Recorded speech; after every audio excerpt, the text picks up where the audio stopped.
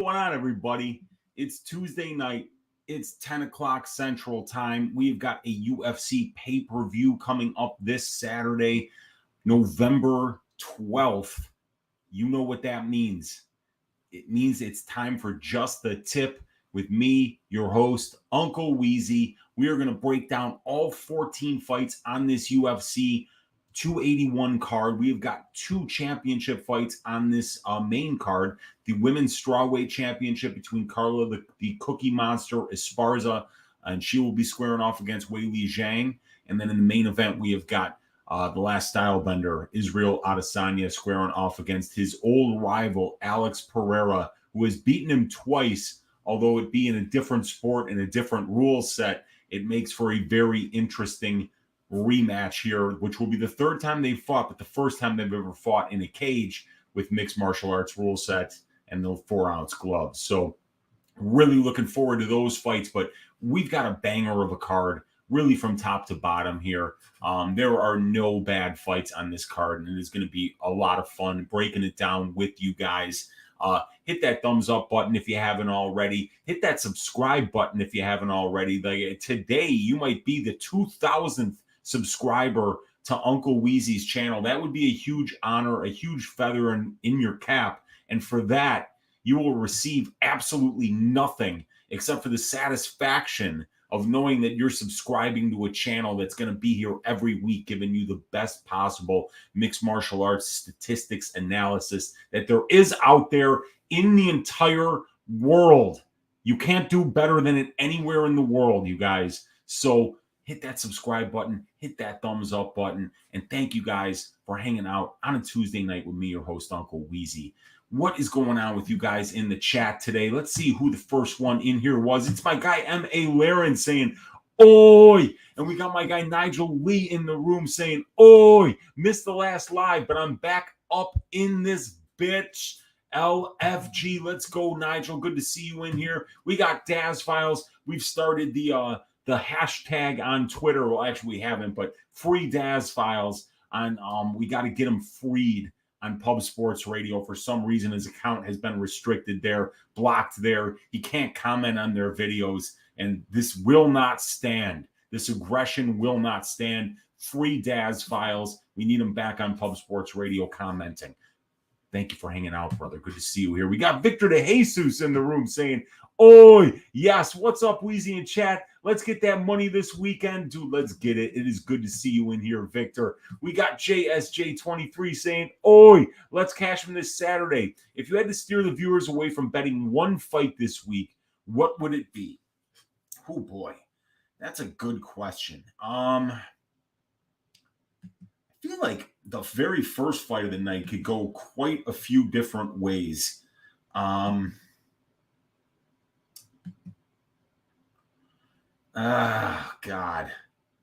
Man, I don't know. I think they're all very bettable fights here. You know, maybe the one that I wouldn't bet on is Edgar Gutierrez, because you got a guy in Frankie Edgar where the line is kind of juicy on Edgar, and he could absolutely wrestle his way to a split decision win here against Gutierrez, but we don't know what's left in the tank. He's supposedly retiring after this fight. He's 41 years old, and you're paying a really juiced up line here for Gutierrez. So maybe that would be the one I would stay away from. There are other fights that I don't have good reads on right now. But that doesn't mean you guys don't have good reads on them. So we'll see. But we'll break down all of these fights, Jazz. It's good to have you hanging out in here, brother. Fellas, we are all gathered once again. Yes, we got the crew up in here, man. We got Martin Dermov saying, "What's up, Unk? Thoughts on Choi, Hooker, Edgar, Poirier parlay? May put some juice on it. I like all four spots. Debating adding Weili, but I think as far as getting a bit underestimated. So I like Hooker. I like Poirier. I like Choi. I like all of them to win, but Edgar, I don't know how I can count on a 41-year-old bantamweight to get the job done. It's a lot to ask. So, you know, I think he knows what to expect, Gutierrez, from from Edgar. So I don't know about Edgar, but I mean, you can ride with him one last time. I get it, but I wouldn't be putting a 41-year-old bantamweight in a parlay. I just would not do it. Kanye Ye West is in the room saying, "Oi, yes, it's time to make money. Let's go." We got Antonio Esparza saying, "Yo, Unc, what up, bro? Call me crazy, but I actually like Carla this weekend. I think she can close distance and take Weili down easy. A champ at plus 285 is disrespectful." Yeah, I mean, it's an interesting fight for sure. Weili looked absolutely phenomenal in her last fight against Joanna Jędrzejczyk. Absolutely dominated that one from pillar to post, from the bell to the finish. And it was a savage finish, too, reminiscent of a finish that we just recently saw on another fighter of this card, Chris Gutierrez over Danab Bakary. Both that spinning elbow that just absolutely had them knocked out before they hit the ground. So, yeah, it is a little bit disrespectful. And, you know, getting those fat plus money numbers on good female fighters is a good long-term strategy because there's a lot of variance in these fights. We got DFS by the numbers, who was just hanging out with my guy Patrick over on Addicted to Combat's channel doing a show. He is saying yes. What's up, dude? Good to see you having in here. We got James Vidala saying, "Hello, Uncle. Love you. Have over 15 units on Zhang. Let's go. Best of luck. Also love Riddell this weekend." Okay, man. Zhang minus 325 right about now. So you'll be going to try to win about 5 units using 15% of your bank account. Now, that's a much bigger bet than my max bet is 5 units. So that is an absolutely huge bet. I wish you luck, James, because Zhang absolutely looks like a murderer right now. So, and you like Riddell too. Yeah, I can't wait to talk about that fight too. And we got Nigel saying, "What's up to Brady?" We got Travis saying, "Oi, stacked card this weekend." We got Lauren waving. We got JSJ23 saying, "Leave that like button frozen like Elsa." There you go, man. And we got Lauren Williams saying, "Hook up a King Time viewer." A King Time? King Time? What's a King? Long-time viewer. Oh, okay. Yeah. What's up, Lauren? It's good to have you in here. We got Tommy saying, "Oi." We got Lauren saying, "Great show here early." Yes. And we got All Day. There we go. Addicted to Combat saying, "Unc, what's up, brother? Done working with your boy Brady. Time to have a cigar." I got my Saint Laurent over golded here for you guys. This guy is probably going to die from a case of just too many gold chains. I don't even know how he goes to the bathroom with all that shit on, but either way, it is an absolutely fantastic beer, and I do love the artwork too. Working on a Saint Laurent over golded because we got a lot of work to do here. But I know it's frowned upon for a lot of you to drink on the job, but this is a job that I can absolutely drink on, and I will, because I'm my own boss, man. Nobody really gets to tell me I can't drink. And if they did, I'd just tell them to go scratch anyway. They don't get to tell me what to do. I tell me what to fucking do. Anyway, so we got Papa Chuck in the room saying, "Bullshit, I was first in here 3 hours early, LOL." We got Prince of Mischief saying, "Oi, yes, ass shaving prediction. Chris Gutierrez over Frankie Edgar is old and he's 1 foot out the door. He's not going to fight for your money anymore." It's not a bad prediction. And we got Zin Sane. Yeah, insane. I got it. Saying, "Oh, yes. What's up, dude?" We got Bob Spikerman saying, "What up, boss?" Alex Pereira, my fucking boy this Saturday. Get it, man. Got dinosaur bones in there. Addicted to Combat saying, "Hit that subscribe." Hit it, man. Let's get those 2,000. We got Nigel Lee saying, hashtag free Daz files, a real OG. Let's get it. And oh my God, it's gone, huh? Damn it. I even made a comment 3 hours early and now it's gone. Boo. That happened once when I was when they were giving out a free t-shirt on Pub Sports Radio on Clint's show. I was the first one to comment, and that got erased. Somebody else got credited with making the first comment, and I got screwed out of a t-shirt. And so I guess like the silver lining is, Papa Chuck, is that you would have received absolutely nothing for being the first comment. So you lost nothing. And now we do know that you were the first one to comment. So Pokemon Trainer saying, I need money. Oh, let's get it, man. We got Usman Andrum saying, I wouldn't bet on Zhang Esparza. I mean, maybe the plus money side, if you just want to, say like, well, all right, I lost, but at least I was getting big plus money. We got Tommy saying, if I were to steer clear of a fight to bet, it would be the main event or the Molly McCann versus Erin Blanchfield fight. Well, I have a bet on that Blanchfield McCann fight. We'll talk about that. We got DFS by the numbers saying Edgar split plus 1,200. Yes, please. Holy shit. Yeah, man. Wow, that would be something because he still can wrestle. He was getting takedowns against Marlon Vera. I mean, just in his last fight. So Lauren Williams saying McCann is ripe for an L. Oh, I agree 100%. But I have to take the plus money. Yeah, for sure. I mean, there's nothing wrong with taking big plus money numbers in women's MMA. Over the long run, that strategy works out. And then we've got sexfind.biz in the room. Like I say, you want to get laid and you want to filter out the teases and you want to really find the hottest girls that are going to put out tonight. Go check out my boys over at sexfind.biz. They got hot girls picks for you, and these girls want to fuck tonight. So get over there and see them. And we got Prince of Mischief saying, oh, fuck, never mind about that ass shaving. Okay, new one is Dan the Hangman Hooker. There we go, Prince of Mischief. We can change our mind, right? We got Nigel Lee saying, Uncle Weezy, people need to remember Chook saying Edgar had gotten a hip replacement back when, and no one knew about it. Just can't bet Edgar too many miles on the tires. He's got so many miles on the tires. And we got my guy, the MMA Propaholic, in the room saying, what's good, chat? What's up, dude? Good to see you in here. Martin saying, Molly McCann got a Sean O'Malley type split decision based on UFC promo ability coming this week. Calling it now. That would be interesting. And that would be very lucrative if you were on the Molly side because she's got a big plus money number next to her name. We got James Valdella saying, thank you, brother. Love all the shows. Can't wait to watch this card, man. Yeah, me neither, man.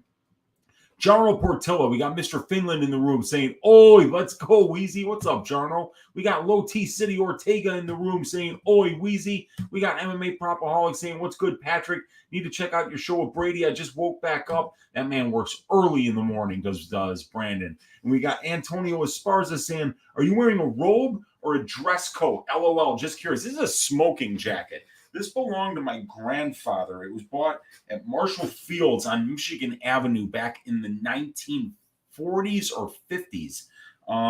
It's pretty baller, man. It's got the black sleeves here. It's kind of like a Hefner coat, and it's just an old school smoking jacket. It's got even like the little sash here, so you could tie the little square knot like it's a gi, and it's just a really comfortable way to not only look sophisticated and intelligent and cultured, it's also a very comfortable garment. And we got Ben Katie. Odds Pereira tears his ACL during Buffer's announcements. Dude, it's at least 5%, right? I mean, like these main event injuries are getting ridiculous, man. Thanks for hanging out, Ben. Good to see you in here. We got Scott Calvin saying, Weezy is legendary as Dolidze pulling the Mr. Stelio girl. Roman Dolidze, man, not only is he stealing people's wives, dude, he's on a win streak where he's finishing fights in savage fashion. So shout out Roman Dolidze. The dude is on an absolute tear right now in more ways than one. We got any action MMA saying the nectar of the gods. Let's get it, man. It looks like orange juice, right? It looks like I juiced a bag of oranges on somebody for betting Ramona Pasquale, but it actually isn't. It is a lovely India Pale Ale that is double dry hopped. Hell yeah. And we got Creep in the room saying, oi, what's up, Weezy? What's up, Creep? Good to see you hanging out. We got Level Up saying, hit the like button. What up, Weezy? Good to see you level up. Uncle Hefner in here. Edgar is serious value this weekend. He's got a big plus money next to his name. Unc, we need to start recording a new stand on fighters who announce their retirement pre-fight. Yeah, dude, it can't be a good winning percentage. You very rarely see it. We got Sasson Kala saying James Krause is going to jail. I don't know about that, but we'll see. And we got TFS by the numbers saying, is Dan Hooker a bum? because he lost to Islam Makhachev? The answer is no. Is Dan Hooker a bum because he got knocked out by Arnold Allen after making an ill-advised weight cut down to 145? The answer is no. And we could just keep going on and on and on. Is Dan Hooker a bum? The answer is no. We got Corey Mann saying, no, not a bum. There you go, man. We will find out, says Low T City. We got MMA Propaholic saying Dan Hooker by KO just hit plus 250 on FanDuel. That's not bad, man. We got Hooker, yeah. We got Alex Pereira saying, hashtag and new, I will chew his bones and take that title 3-0. Poetang Pereira hanging out. Gotta love it, man. We got Insane saying, fuck yes, I need to fuck thanks song. Hell yeah, man. You got to see my boys. Like I say, man, they've even filtered out the teases over there. I mean, don't even ask me how, but they're the ones that do it, man. Bananas and Grapes saying, I'm all over Meatball and Cookie Monster. There you go, man. Get it, dude. We got Addicted to Combat. I want to fuck tonight.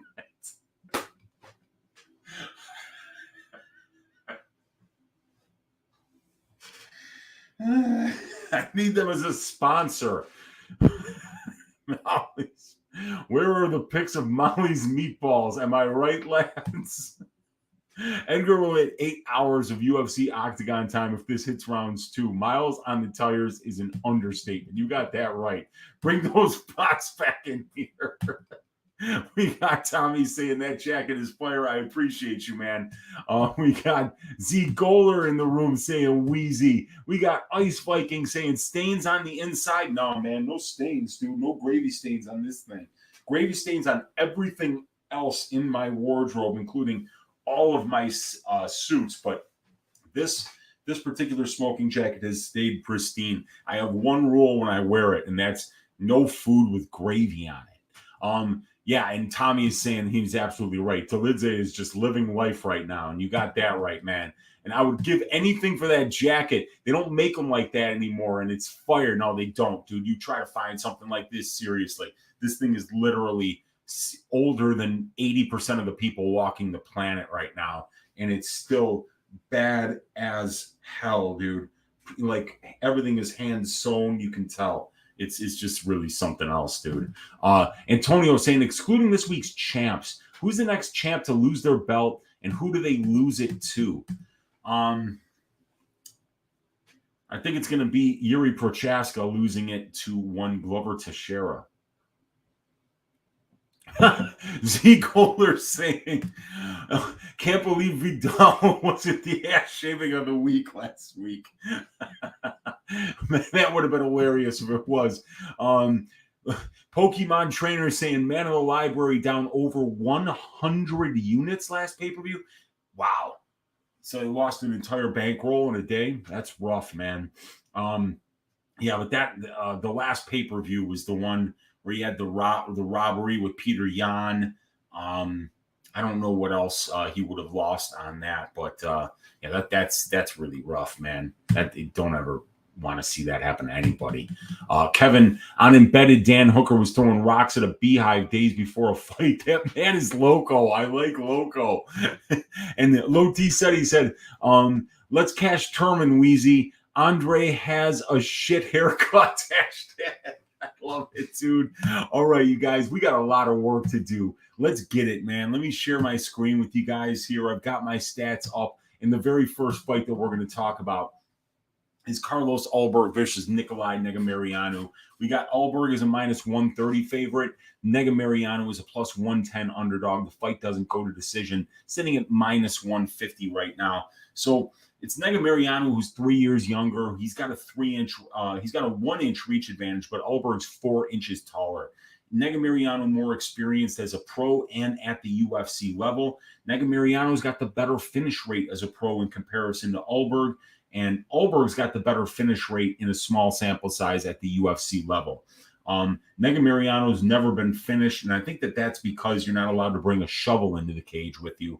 And Ulberg has been finished by knockout in his only pro loss. So the striking advantage is going to go to Ulberg without question. He's a beautiful kickboxer, really long, uses his length well, mixes up the punches and the kicks. Everything looks, crisp. Everything looks fundamentally sound. He can actually fight going backwards. He moves a lot. He's going to be by far the better minute winner, potentially even the better moment winner on the feet. And I think just looking much better to the judges here. But what Negumereanu brings on the feet is pressure. And he also brings durability. He's got a head like an Easter Island statue. He's virtually impossible to knock out. And he can just keep coming forward and absorbing your best shots.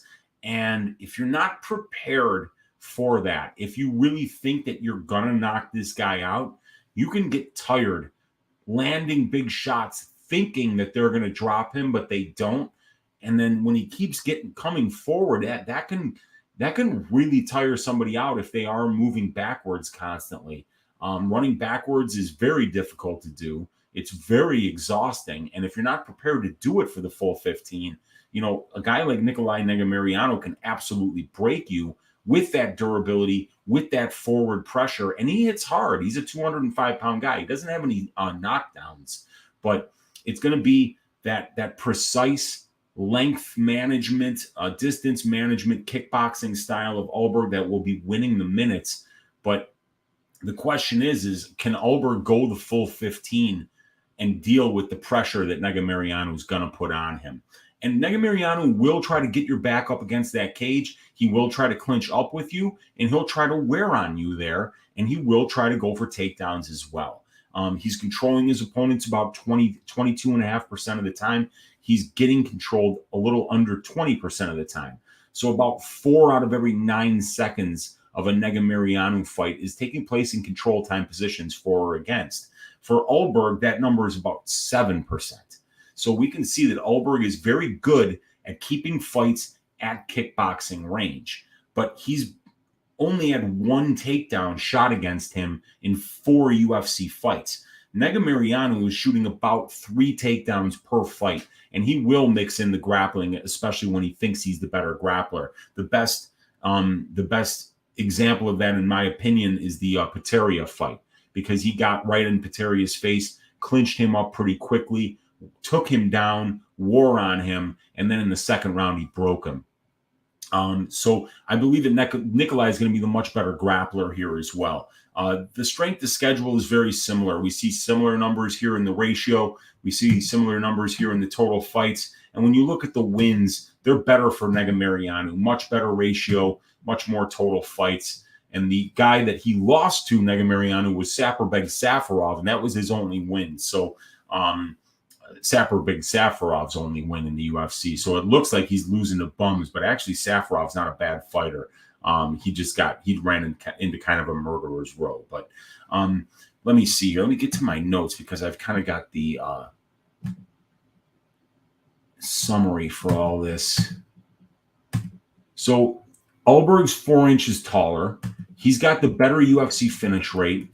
He's got the striking advantage. And Nicolae is 3 years younger, has a 1-inch reach advantage, has the overall and the UFC experience advantages, the overall finish rate advantage. He's got the conditioning advantage, and he's got the durability advantage. He's got the grappling advantage and the strength to schedule advantage. Nick really trusts his chin. He comes forward and he breaks dudes. Ulberg had that exact same thing happen to him in the Kennedy fight. I think the pressure, durability, and wrestling and grappling advantages that Nick has here will make the difference. And I'm going to pick Nicolae Negumereanu to win this fight by 3rd round knockout. But I have no bets on this fight. I want to say that there are a number of different ways that I can see this fight taking place. And if Carlos Ulberg fights the same kind of style that he did in the Fabio Cherant fight, and Fabio Cherant is not on Nicolae Negumereanu's level.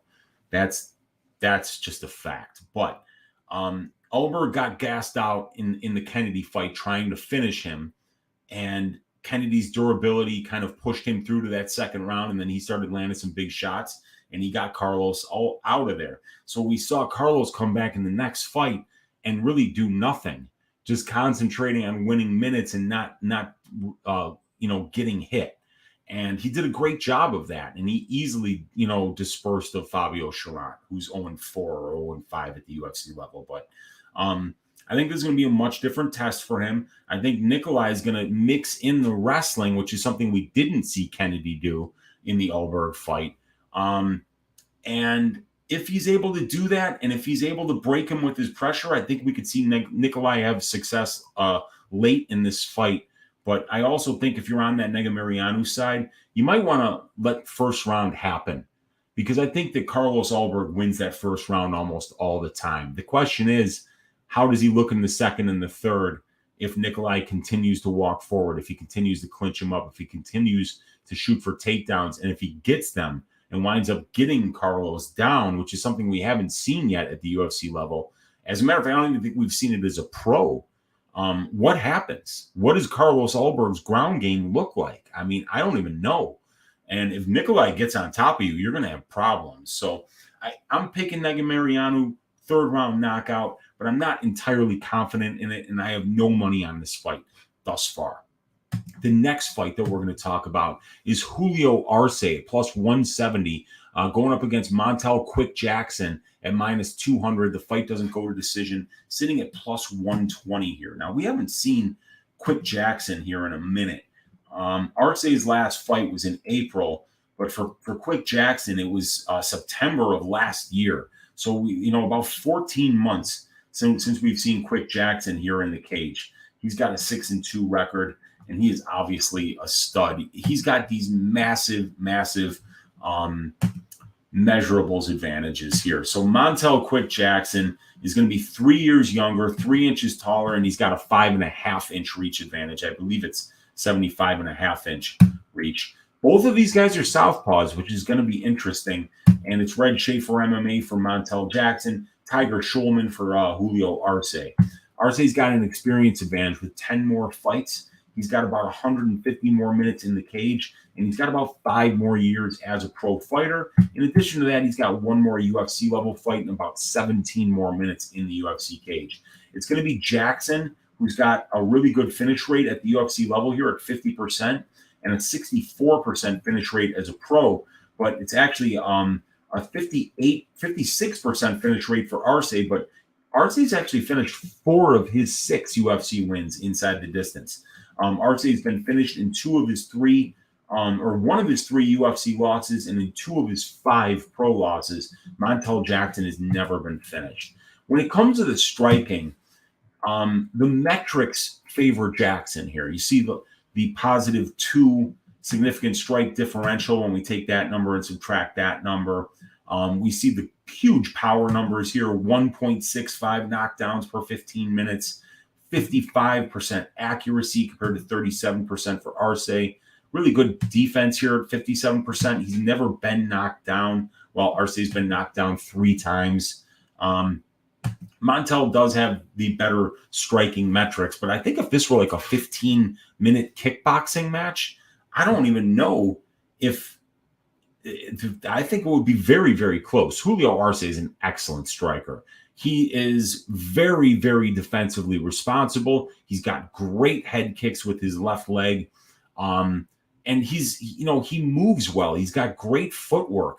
We saw him really getting marched down by Daniel Santos in the last fight, and he just absolutely picked this dude apart from the outside. A real masterclass performance against a very durable fighter in Santos. So we've seen him now at 135 pounds, Julio Arce, for 3 fights. And he beat Andre Ewell, he beat Daniel Santos, and he's lost to Song Yadong. Montel Jackson, like I said, we haven't seen him in 14 months at this point. And, his last 2 wins over JP Bays and Jesse Strader, I don't even know why those fights happened. They must have been canceled fights, because you're not just giving Montel Jackson Jesse Strader. Strader would have had to have filled in for somebody else who dropped out of that fight. But yeah, very low-level wins here for Montel Jackson.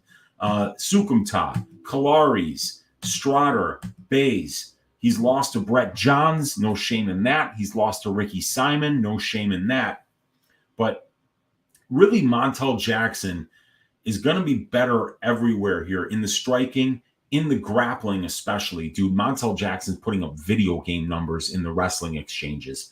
He's got 25 takedowns in 8 fights. He's averaging 4.13 takedowns per 15 minutes. He's getting his takedowns at a 78% clip. And like, I mean, guys like Strider and Bays have wrestling bases, and he's getting takedowns against those guys. He's ragdolling them. He doesn't have great takedown defense at 68%, and he's been controlled 19% of his UFC career. So if you are a very high-level grappler like Brett Johns, like Ricky Simon, you can take down Montel Jackson. He doesn't have great takedown defense, but that's really not Julio Arce's game. Arce shows 94% takedown defense. He allows less than 9% control time. So he's got, he does a really good job of keeping the fight standing. About 84% of Arce's cage time is spent at distance striking, and that's where Arce does his best work. But he's going to have to make up a 5-inch reach disadvantage here, something that he's done against somebody like Andre Ewell earlier in his career at 135, but Ewell's not nearly as powerful as Montel Jackson, and Ewell doesn't have even close to the kind of wrestling that Montel Jackson does. So, yeah, this fight is a great fight. Let me give you the summary of where everybody has their advantages here. Arce's got the overall and the UFC experience advantages, and he's got the strength to schedule advantage in this fight. While Jackson has massive measurables advantages, the better overall finish rate, and he's the more durable fighter in comparison to Arce. Jackson also has the power and the grappling advantages here. I think it's a great fight. I have to lean Jackson by decision here, but if Arce keeps his fight standing, I think he might be able to pull out a win on the scorecards. But, even though he's got 94% takedown defense and he's only been taken down once in 9 UFC fights, he's only faced 18 takedown attempts in 9 fights. So it's not like guys are like really trying to wrestle Arce a lot. And Montel Jackson is getting these takedowns at a stupid rate. So I don't think I'm going to bet Montel Jackson this week just because he has been away from the cage for a while. He hasn't fought decent competition in a while. And I can't know for a fact that this guy is going to come out there and look as good as the combination of his skill sets should have him looking. But I still have to pick him to win. He's a special talent. He's a problem for anybody in the division. His measurables are freakish. His wrestling is fantastic. And he's got off-the-charts power. So I think even if Arce does pick him apart from range, there might be one big shot landed in each round that could change the trajectory of the round, giving Montel Jackson the fight. So the pick for this one is going to be Montel Quick Jackson by decision.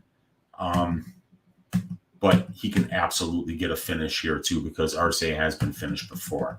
The next fight is going to be Michael Trizano at plus 142, squaring off against Seungwoo Choi at minus 162. The fight doesn't go to decision at plus 150. Hang on just a sec.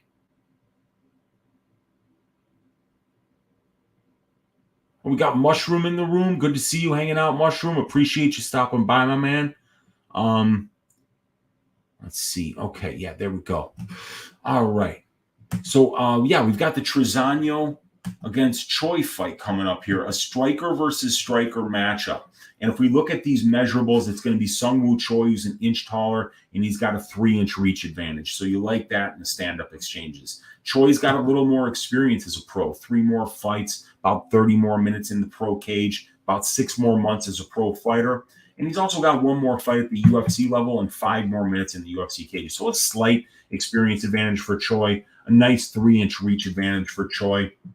He's the better finisher. He's got a 60% finish rate compared to 44% for Trizano. And he's finished 1 of his 3 UFC wins, while Trizano has never finished a UFC win. The thing is that these guys do get finished. Trizano's been finished in 2 of 3 UFC losses. And for Seungwoo Choi, it's 2 of 4.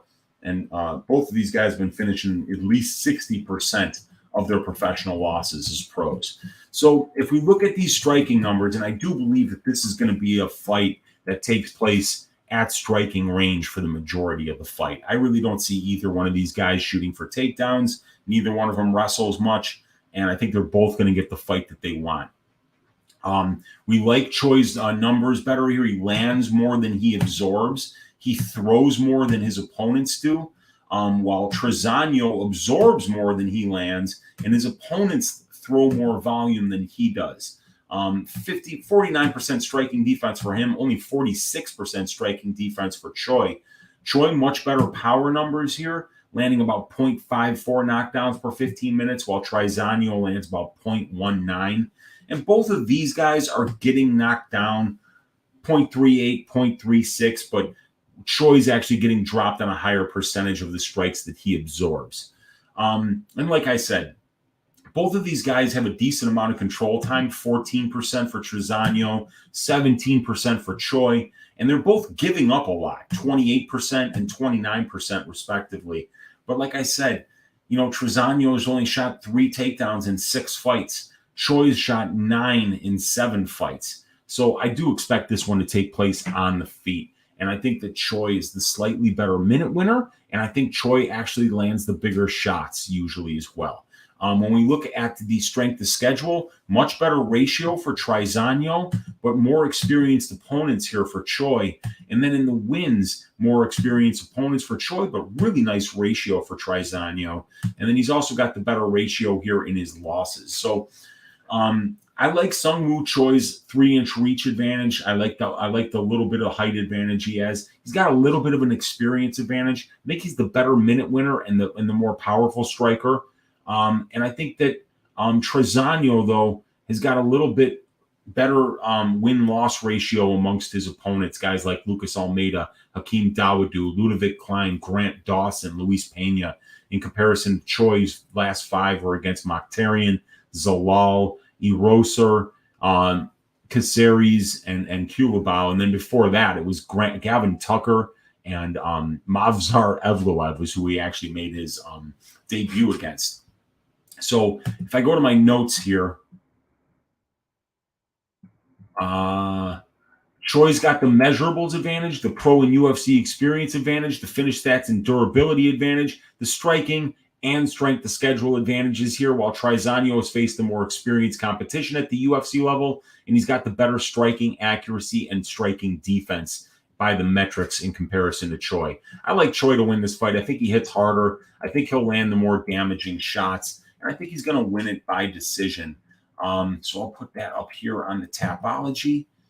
Mike Trizano to lose to Seungwoo Sting Choi by decision.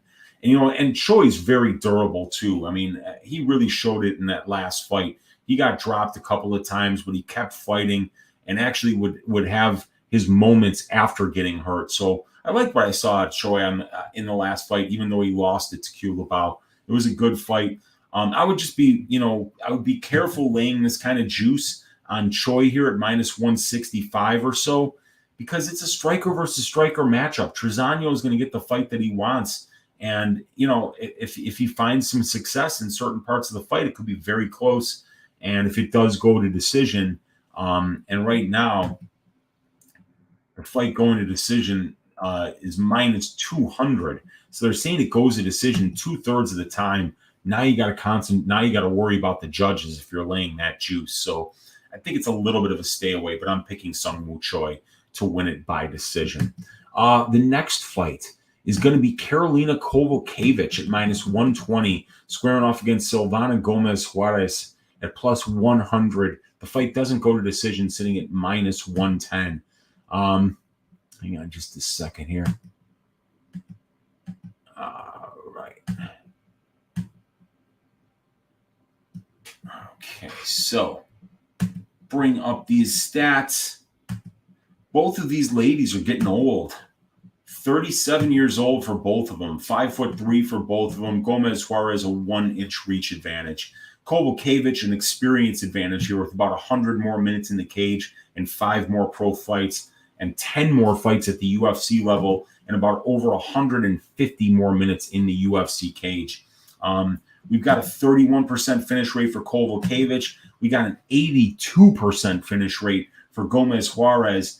Karolina just finished her first UFC win, and it was her 6th against Felice Herrig in her last fight. She won by submission against a completely washed Herrig in that fight, and who took her gloves off in the cage and retired on the spot. So I don't know what to make of that win, because I actually thought Herrig would win that fight going in, because we had just not seen much from Kowalkiewicz, and she showed piss poor fight IQ in the Jessica Penne fight when Penne was knocked on her ass, and Penne's on her back, waving Karolina into her guard. And what does Karolina do, knowing that Jessica Penne wants her to come down into her guard?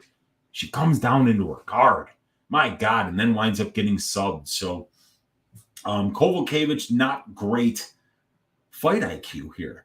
And the problem with Kowalkiewicz is that she's a pitter-patter striker. She'll take one to give one. She looked really good against Felice Herrig.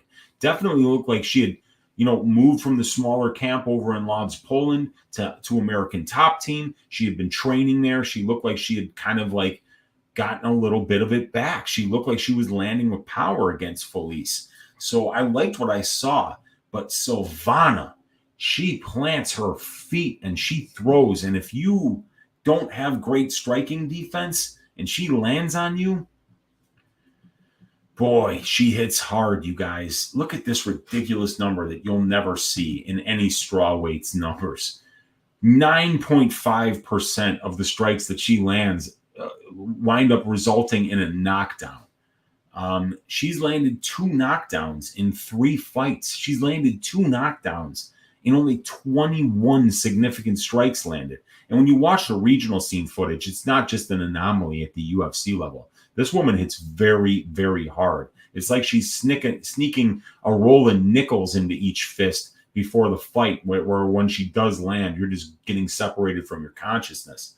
So Silvana hits different for a strawweight, but her ground game is terrible. So you're asking me, Uncle Weezy, what are the chances that Karolina takes this girl down? Well, Karolina's had 13 fights at the UFC level, 163 minutes in the UFC cage, and she's attempted only 11 takedowns, and she's gotten only 2 of them. She's controlling her opponents about 10% of the time, and she's being controlled about 20% of the time. So yeah, she tries about a little under 1 takedown per fight, and her opponents are attempting about 4 takedowns per fight. So Kowalkiewicz is used to having to stop takedowns, try to get back up. What she's not used to doing is taking her opponents down and holding them there. As a matter of fact, in the Felice Herrig fight, it was Felice who was shooting the takedowns. She just looked like garbage doing it, and she'd wind up, going in on a sloppy shot from too far out, and then Karolina would just get the underhook and just turn her right to her ass and get on top of her. It happened in the first and the second rounds, and we saw Karolina look really good on top. But the problem is that Silvana is not going to be shooting takedowns. So either Karolina is going to have to do something that she's very uncomfortable doing, which is initiating grappling exchanges, or she's going to have to stand in front of Gomez-Juarez and hope that she can pick her apart and that Gomez-Juarez doesn't land that big right hand. Because if she does, Karolina's getting dropped. Karolina's obviously fought the better brand of competition. She's obviously the better grappler. She's obviously way more experienced. But it's Gomez-Juarez who's got that 1-inch reach advantage. It's Gomez-Juarez who's much more powerful, a much better finisher, and she's probably the better striker, not necessarily in terms of fundamentals and how crisp she looks on the feet and how many and how much volume she throws. But when you're landing 3.74 knockdowns per 15 minutes, you don't need to win minutes. You just need to land that one big shot, and she's absolutely got it in her to do that. So as good as Karolina's striking looked, I would have to side on the Silvana Gomez-Juarez here, because I think it's just a matter of time before she lands a big shot. And if she does, and even if she doesn't get Karolina out of there, it might just be enough doing more damage in order to get that look on the scorecards if it does go the full 15. But we've seen Kowalkiewicz sub twice at the UFC level, knocked out once. She's been finished in 3 of her 7 losses. And Silvana has finished 9 of her 11 wins as a pro, and she's finished her only win at the UFC level over the very handsome Na Liang. So, I'm leaning Silvana Gomez-Juarez here. I'm going to pick her to win this one by second round knockout because of that power. And she throws really good leg kicks too. So, yeah, I think she can chip apart Kowalkiewicz. I'd like Kowalkiewicz a lot more if I could count on her to mix in that wrestling. But if you don't do that against Silvana Gomez-Juarez, it's bad fight IQ. And we've seen Karolina make really bad decisions in the cage before. It wouldn't be a new thing for her to do that here. And it would be a bad decision for her not to grapple, not to clinch up here with Silvana, and to try to find a way to get this fight to the ground where Silvana is clearly less comfortable than where she is on the feet. So, yeah, picking Silvana Gomez-Juarez by knockout in the second round. Definitely not by submission. That would be funny as hell.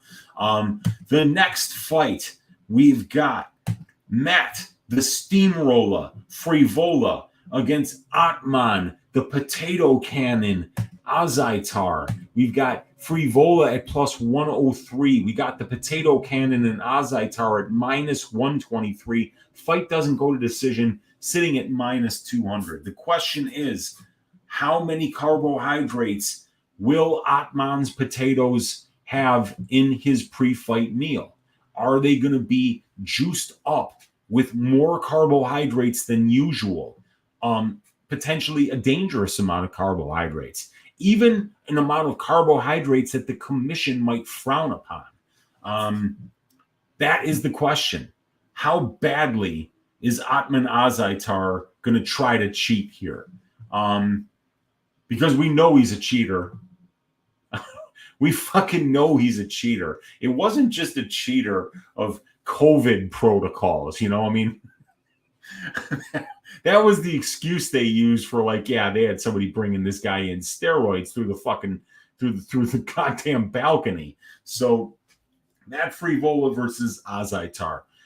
We've got two great fighters here. The measurables are identical.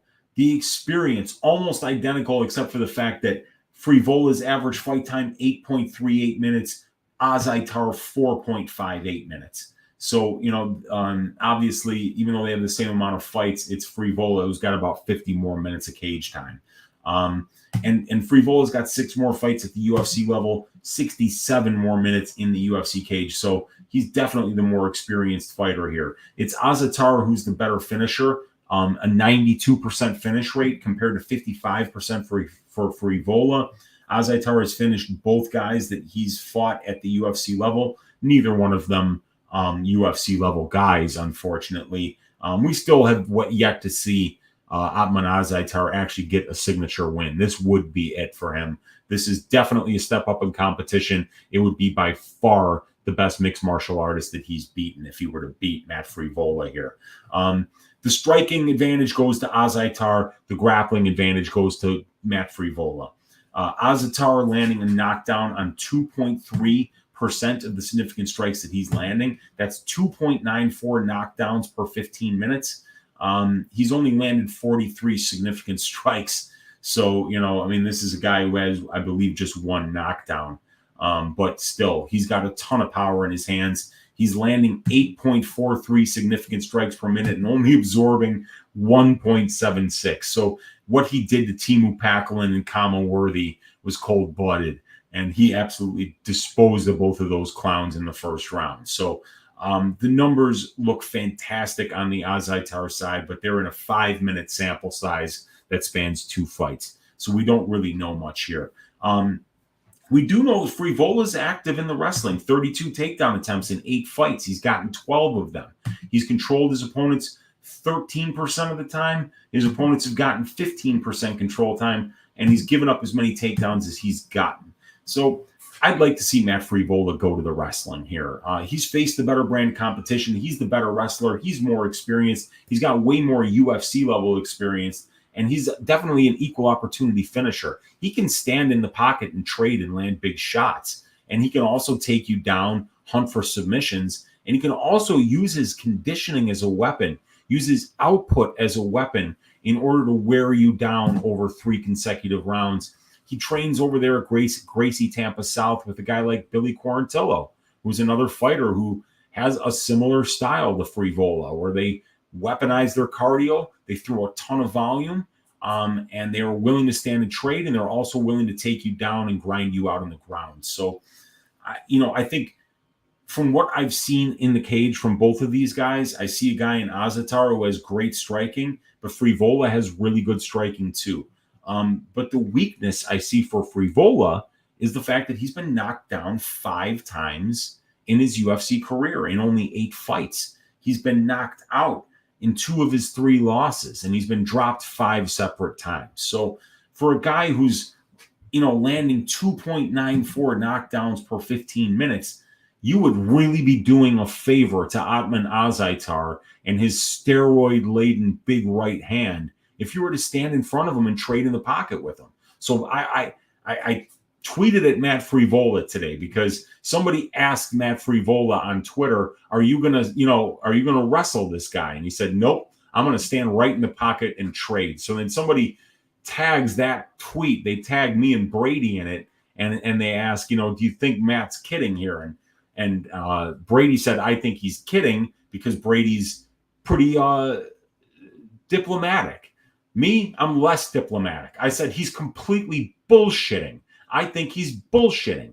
I think that his best performances, that weren't the General Valdez fight were against much better fighters in Jalen Turner and Luis Pena, where he was using his grappling, where he was mixing in those takedowns in addition to trading in the pocket, getting ground control time, hunting for submissions, and winning fights that way. And I think that if Matt Frevola wants to cover up what his biggest weakness is, and simultaneously by doing that, open up what is Ottman Azaitar's biggest weakness is his grappling, because Ottman Azaitar has only had 1 takedown shot against him in 2 fights. And we've seen on the regional scene that people have had some success taking this guy down and getting on top of him and grappling with him. You can do that to him.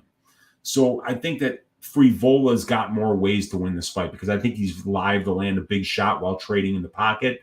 But I also think he's much more likely to win minutes in the grappling exchanges here. We've never seen Azaitar finish. Seems to be a really tough dude. So I'm going to be picking Matt Frevola to win this fight by decision. Because, like I said, I think he's the more well-rounded mixed martial artist here. He's got a nice hat, as we can see right there, a fur lining on that leather coat, no shirt underneath the leather coat.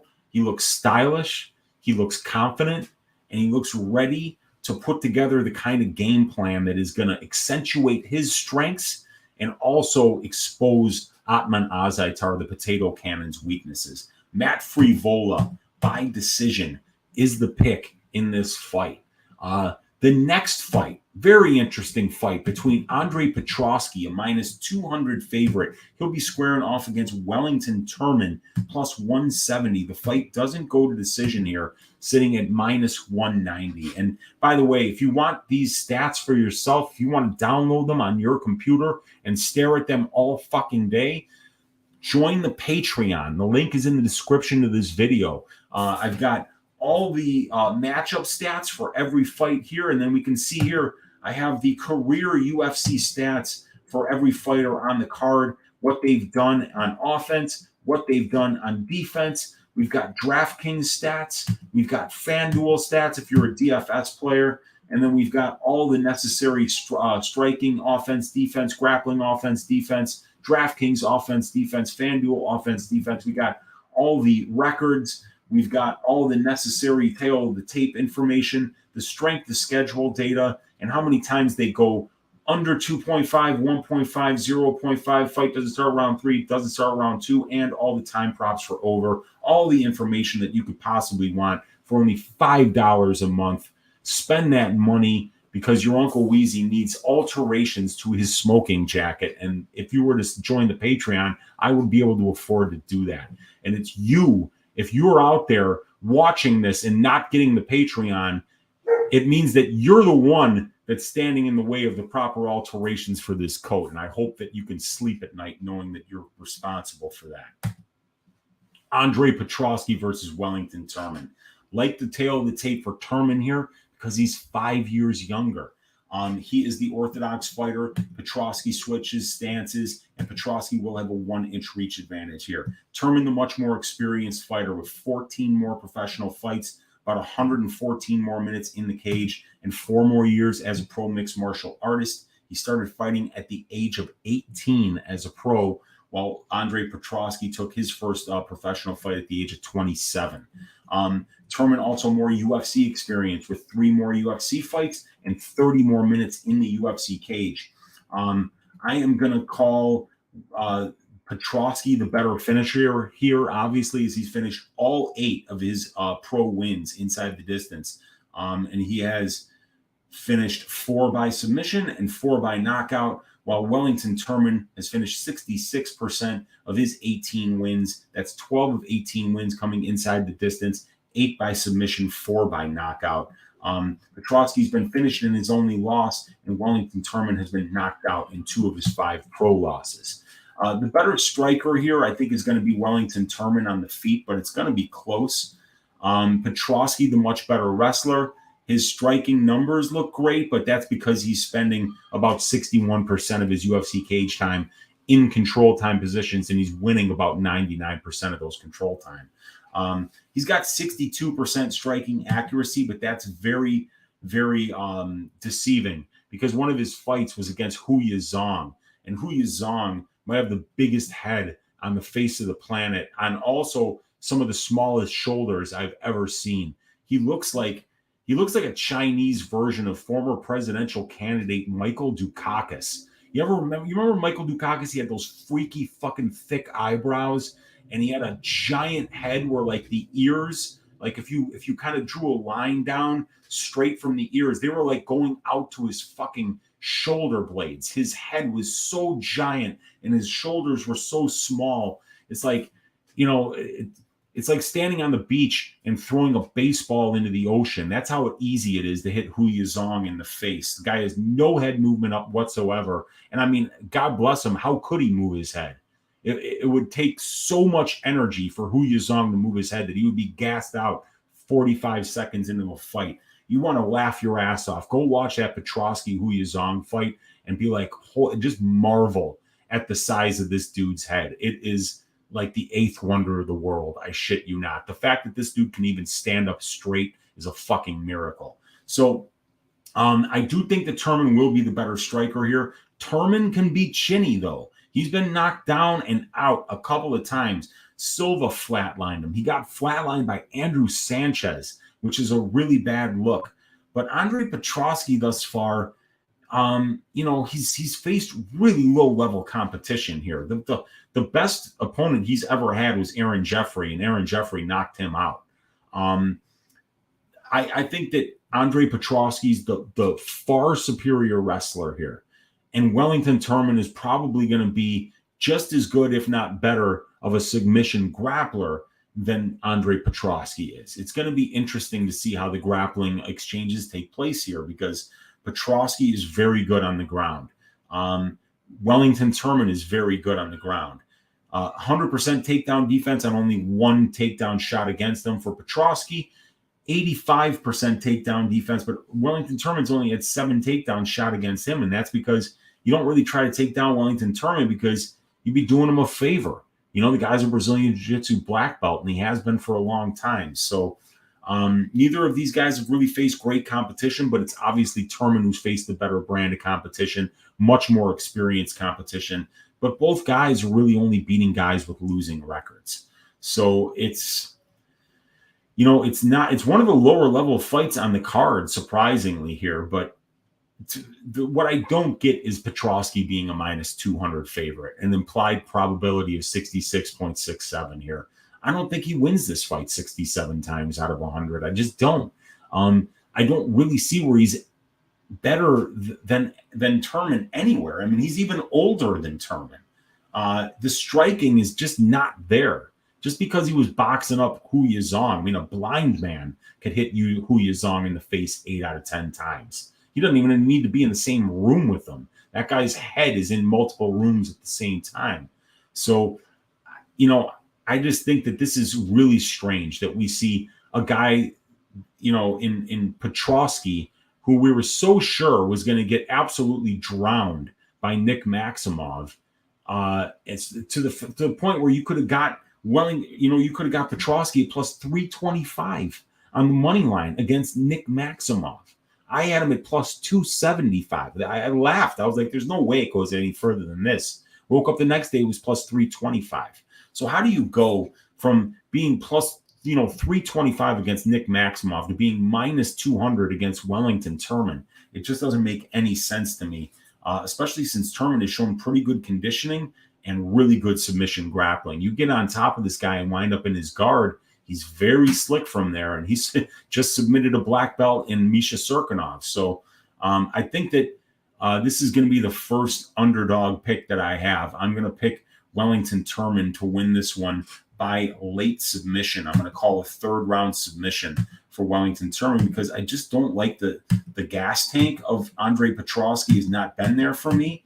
And I think that the level of competition that Petroski has faced thus far is much lower level than Wellington Turman. I love the fact that Turman now has been training with Glover Teixeira for the last couple of years, and his grappling has looked fantastic since he's been over there with Glover, and he's just going to get better. The kid's still only 26 years old, so we can expect Wellington Turman to be continually making improvements, while the 31, 32-year-old Petroski, who's only been a pro for 4 years, we might have a finished product here already in Petroski. So, yeah, I'm going to pick Wellington Turman to win this one by late submission. I think it's a great fight, and I can't wait to see that one. The next fight, we got Erin Cold-Blooded Blanchfield squaring off against Molly Meatball McCann. Blanchfield, big favorite, juiced up to minus 400 here. We got Molly McCann on the comeback at plus 300. We got the fight doesn't go to decision, sitting at plus 140. Hang on just a second here. Let me see here. Yeah, very nice hat. I'm thinking my Azaitar pick. I love it, man. Wasn't Azaitar trading with Nurmagomedov? I think he might be trading with one of them. Yeah. Is this Patreon spreadsheet available for non-Patreon users? It is not anymore. I used to make it available for free. I don't do that anymore. It's just too much time for me to put it out there for free. And since it's only $5 a month, I think $1.25 a card, if you're not willing to pay for that, you can see it on the show. But yeah, I don't make it available for free anymore. Blanchfield McCann is going to be a good one here. Erin Blanchfield, still only 23 years old, 9 years younger than Molly McCann. And she's going to have a 4-inch reach advantage over Molly McCann, who has basically a reach disadvantage against everybody in the UFC in the 125-pound weight class. Molly McCann, more experience with 7 more fights, about 90 more minutes in the pro cage, and about 3 more years as a pro fighter. Also 6 more fights at the UFC level, and about 70 more minutes in the UFC cage does Molly McCann have. Blanchfield finishing 1 of her 3 UFC wins. Molly McCann finishing 2 of her 6 UFC wins. Both are finishing at a 33% rate. McCann, a knockout artist. Blanchfield can get you with knockouts or submissions, as she has just as many wins by submission as she does by knockout. Molly McCann has been subbed in 1 of her 4 losses. Erin Blanchfield has never been finished. The striking advantage goes to Molly McCann. The grappling advantage goes to Erin Blanchfield. Now, there are some serious numbers here that I think are very important that I wrote down. If we were to go here to the advanced stats and look at the fights that Molly McCann has lost, they are Lara Procopio, Taylor Santos, and Jillian Robertson. And we can see in those 3 fights, 703 seconds of control time allowed, 473 seconds of control time allowed, and 272 seconds of control time allowed. And in the fights that she's winning, she's only been controlled more than 100 seconds once. But in all 3 fights that she's lost, she's been controlled for large swaths of the fight. So I broke her control time numbers up and sorted them by wins and losses. When Molly McCann wins fights, she's being controlled 8.94% of the time. When Molly McCann loses fights, she's being controlled 65.1% of the time. So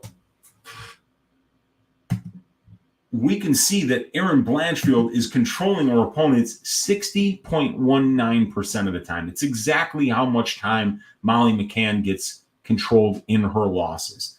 Less than 50% takedown defense, a terrible ground game. Erin Blanchfield has a serviceable striking game that she would be able to hang with Molly McCann on the feet.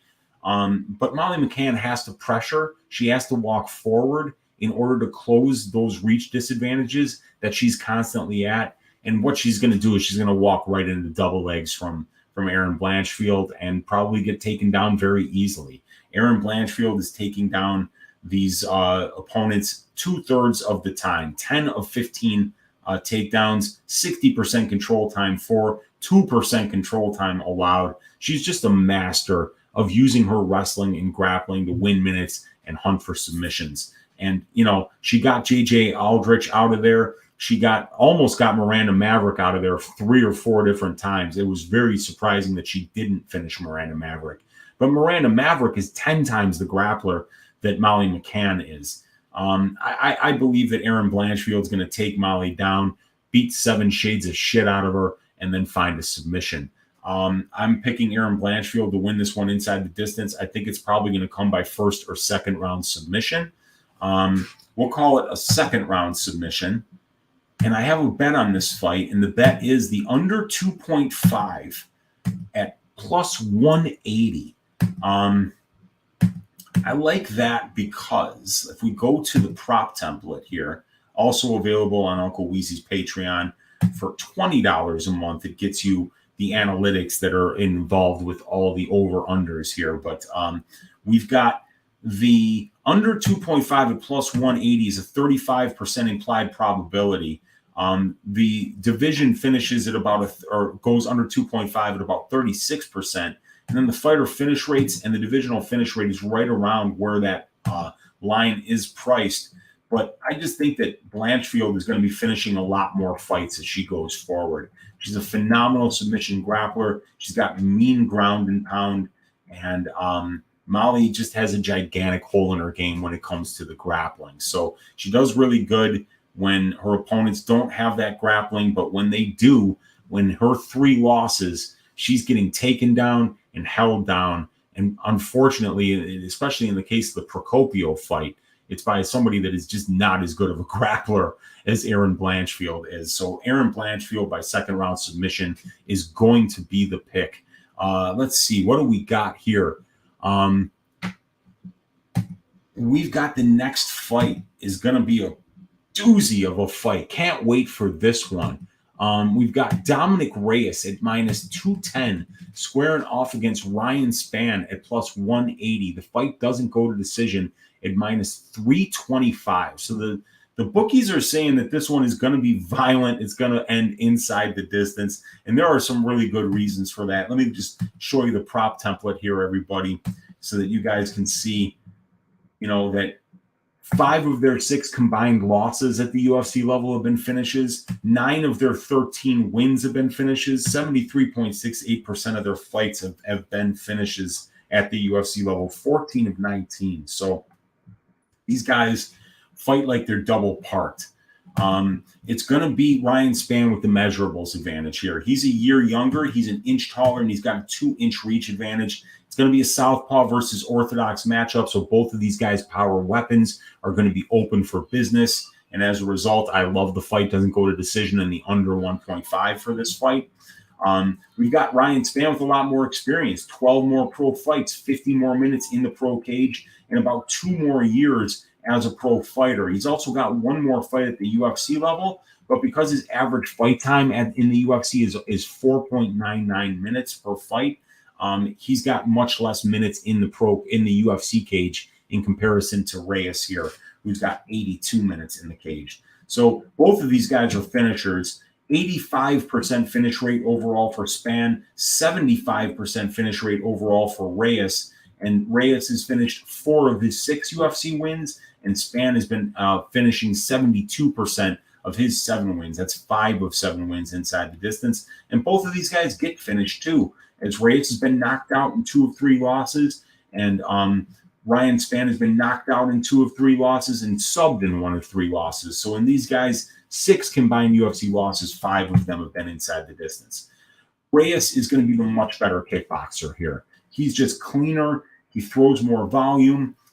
He's got great head kicks, great straight punches right down the pipe, and he's much, much faster than Ryan Spann. Now, Ryan Spann is lumbering. He's slow, but boy, when he lands big. He's got canned hams for fists, and he's landing knockdowns on 3% of the significant strikes that he's landing. So 44.65% accuracy, 48% striking defense. It's going to be Reyes who's the minute winner on the feet here. Ryan Spann has done his best work when he's been in the grappling positions, but and he's been efficient there. He's got 5 takedowns and he's allowed 9, but he's out controlling his opponents 25% to 19%. And his opponents are attempting more takedowns than he is as well. Ryan is very dangerous with his submissions. He's attempting 1.8 submissions per 15 minutes, and he's getting 1.5 takedowns per 15 minutes. But Dominick Reyes has got excellent takedown defense, 80% takedown defense on the aggregate, and he's getting controlled less than 11% of his UFC career, and he's having 5 takedowns per fight shot against him. So people have tried to take Dominick Reyes down and hold him down, but they really haven't been successful in doing so. So you definitely like Reyes' chances to keep this fight standing. He's fought the much better brand of competition as Dominick Reyes. 2.18 ratio compared to 0.98 for Spann. The wins, 1.45 ratio compared to less than 1 for Spann in the wins. And he's losing a much better competition is Dominick Reyes. And imagine how much better those wins would look if that John Jones decision had went his way, like a lot of people thought it should have. So Dominick Reyes, up until that Blanchfield fight, looked really great. And then, he just didn't look great against Blanchfield. He had a great performance against Jiri, but Jiri is just different. Ryan Spann's wins, not very impressive. The win against Sam Alvey was a real eye-opener. I kind of feel like the Johnny Walker loss is what this one's going to look like. He got absolutely pieced up by Anthony Smith, and I think Reyes would piece up Anthony Smith. So, yeah, I am definitely liking Dominick Reyes here, but there is one thing that we have to be aware of, and that's that Dominick Reyes is on a 2-fight losing streak, 3-fight losing streak, and he hasn't fought since May of 2021. So, we're looking at a 1.5-year layoff here, too, and you're laying minus 200 against a guy with a killer guillotine, with canned hands for fists, landing a knockdown on 3% of the significant strikes that he's landing. So this is a fight where I could see variance, just rearing its ugly head and turning this one absolutely on its ear. I'd like Dominick Reyes to win this fight. I think that he's going to keep it at kickboxing range, and as long as he does that he's going to be much faster, much more accurate, much more deadly. And I think he probably finishes it with a head kick. But I have, he's on a 3-fight losing streak. He hasn't looked great lately. And we have to, it's kind of a show me spot for Dom. He's got to show that he's ready to go again. And this is a perfect opponent to do it against. A guy that hasn't looked great in stand-up exchanges, who doesn't look great unless he can get you in that guillotine or kind of like force a firefight where he clips you or you shoot in on a sloppy takedown and he just gets that high elbow guillotine. There's a lot of things that Spann does well, but the one thing that he doesn't do well at all at this level is just win minutes. And frankly, not only can Reyes win minutes, but he can win moments as well. So the pick in this fight is going to be Dominick Reyes to win this one by first-round knockout. But I do have I have a bet on this fight. It is the under 1.5 at plus 100. We can take a look at it here on the prop template. At plus 100, that's a 50% implied probability, overpriced by 3.59% based on the benchmark. The divisional finish rate is about 46.41%. You subtract 50%, you get negative 3.59%. But these guys go under 1.5 rounds in 63.16% of their fights, and we're only paying 50%. So that's a 13% break. and these guys go under 1.5 at a 16.75% rate, higher than what the division does. So we've got a decent sample size here between these two guys of 19 UFC fights.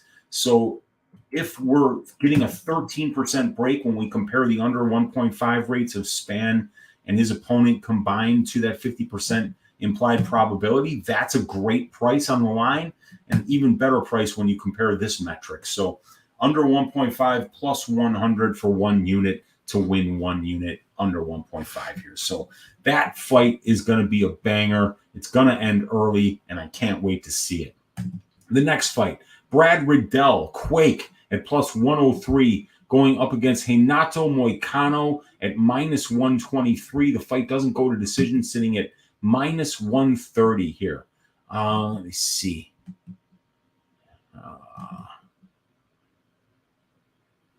Let me see here. What is it saying? M.A. Laren saying, Weezard, can I ask you a question about thou spreading of the sheets for the Ask show and hopefully get it here? How often do KOs and subs happen in the third round? How often do KOs and subs happen on third round in the different weight divisions? Well, I would have to open up my fights database in order to get that information for you, M.A. Laren. But if you send me a message on Twitter, I can get you some of that information, but I don't have that information readily available. What I do have is a bunch of spreadsheets that have every fight in that weight class. That's 3 rounds that have happened between January 1st, 2013 and today in there. And then we could just sort it by by the round and the time. And then we can find out from there exactly how many fights finished, but it's going to take a little bit of work for me to get that information for you. Let's see here. And then Lucas saying Weezy has almost has 1.99K subs, almost 2K. Hit that like button, hit that subscribe button. Let's get me to 2,000 before the end of the day today. And McCann and Cocaine are like Jordan and Pippen. You got that right. I call her Cocaine Molly because she looks like she's on cocaine when she comes out there because she's all fired up. But I am not accusing her of drug use. Let's be very clear on that. We got Josh Locks hanging out here. We got MMA Propaholic. We got my guy Mushroom from Philly hanging out here. The man of the killer lunches. Let's see here. What do we got? Renato Moicano against Brad Quake Riddell. Great fight here. And we've got Brad Riddell a couple years younger, but it's Moicano who's 4 inches taller and his 1 inch reach advantage. And we've got 9 more fights from Moicano, about 60 more minutes in the pro cage, and about 3.5 more years as a pro. There's also 7 more fights for Renato Moicano at the UFC level and about 50 more minutes in the UFC cage. So we like Moicano's measurables here, 4 inches taller, 1 inch of reach. We like that experience advantage at the UFC level and the pro level that he has. He's also a better finisher. 56% finish rate overall, all by submission. Brad Riddell, 50% finish rate overall, all by KO. But Brad Riddell has not finished any of his 4 UFC wins, while Moicano has finished 5 of his 8 UFC wins, all by submission. These guys are getting finished a ton. Moicano been finished in 4 of 5 UFC losses. Riddell finished in both of his UFC losses. The only one Moicano didn't get finished in was a fight where he was probably finished about 8 times by Rafael dos Anjos in his last fight, that 5-round absolute ass shaving that poor Renato had to take on short notice. For the striking here, I'm going to say that Riddell is the better kickboxer, but Moicano is a very serviceable striker. He's got good boxing, good straight punches. He counters well, and Riddell throws with good amount of power. He throws in combination, and he's a fantastic counter puncher as well. The number is just a little bit better here, though, for Riddell, as he's got like a plus 1.2 significant strike differential, while it's about 0.73 for Moicano. He's a little more accurate than Moicano, showing a little bit more power than Moicano, and showing less chinniness in comparison to Moicano. Moicano is 61% striking defense, though, compared to about 53% for Riddell. Obviously, it's Moicano, though, who has the grappling advantage here. Renato Moicano has 14 takedowns in the UFC, and on those 14 takedowns, he's managed 5 wins by submission. So if this guy takes you down, there's a high probability that you're going to get finished as well. So he is just a guy who works on getting to your back. And as soon as he gets to your back, that rear naked choke is going to be in and you are going to be tapping or napping. So Renato has really looked good lately. His last 3 wins are by submission. Alexander Hernandez, good kickboxer. Jai Herbert, excellent kickboxer. Damir Hadzovic, great kickboxer. He's submitted these last 3 kickboxers. But the Rafael Dos Anjos fight, he got killed, and he got killed by Rafael Fiziev, which is something that happened to Riddell too. So Fiziev beat both of these guys, but Fiziev beat Moicano cleanly. It took Fiziev 3 rounds to get to Brad Riddell and finally land that big shot. But I think Riddell probably does win in the minutes on the feet, but I think it's gonna be close. But if Renato Moicano takes him down, it's gonna be a problem because, like I say, he's only attempted 29 takedowns in 13 fights as Moicano. It's not like he's spamming wrestling. But when he is going for these takedowns, it's resulting in him getting the fight to the ground and either winning it or just winning the round. And Riddell, 62.5% takedown defense is not good enough. 23.5% control time is not good enough.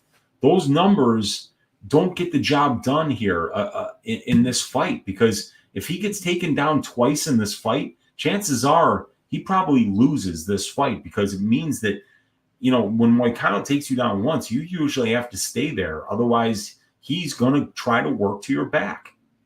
He does it very well. Riddell has fought the better strength of schedule in terms of ratio, but it's Moicano who's fighting the more experienced competition. The wins a little bit better in ratio for Riddell, but it's Moicano who's beating the more experienced competition. And then, so it's just more experienced competition for Moicano, a little bit better win-loss record in Riddell's competition. But I don't. Here's the reason that I'm going to pick Renato Moicano here, is that I think Moicano is better than Riddell in the grappling, and it makes up for how much better Riddell is better than Moicano in the striking. I think that, Riddell's the better striker, but not by much. But when it comes to the grappling, I think they're on 2 completely different levels. And I do believe, after that, I think it was the Jai Herbert fight, Renato Moicano said, look, I fell in love with the box.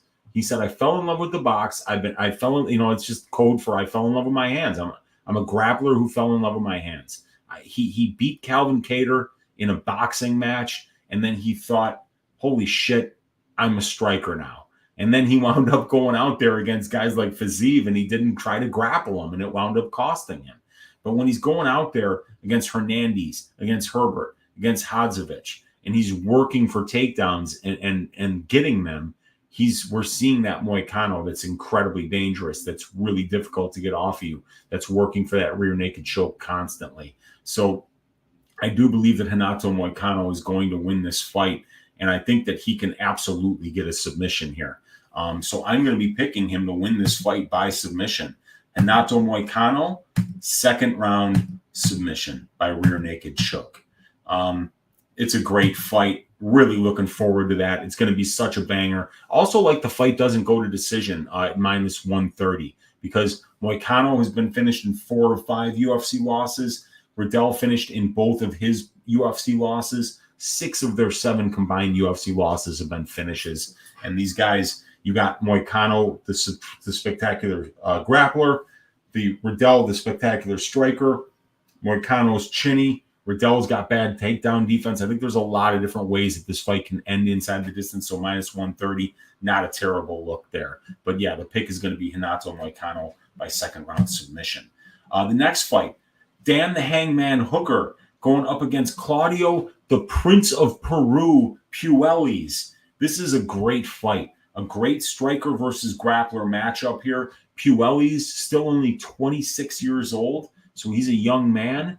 And he is making improvements as he's training over at American Top Team. And he's on a 5-fight win streak. Felipe Silva, Marcus Mariano, Jordan Levitt, Chris Gripsmacher, and then Clay Guida. While Dan Hooker has lost 4 of his last 5 fights, losing to Dustin Poirier, Michael Chandler, Islam Makhachev, and Arnold Allen, and got a win over Nasrat Haqparast.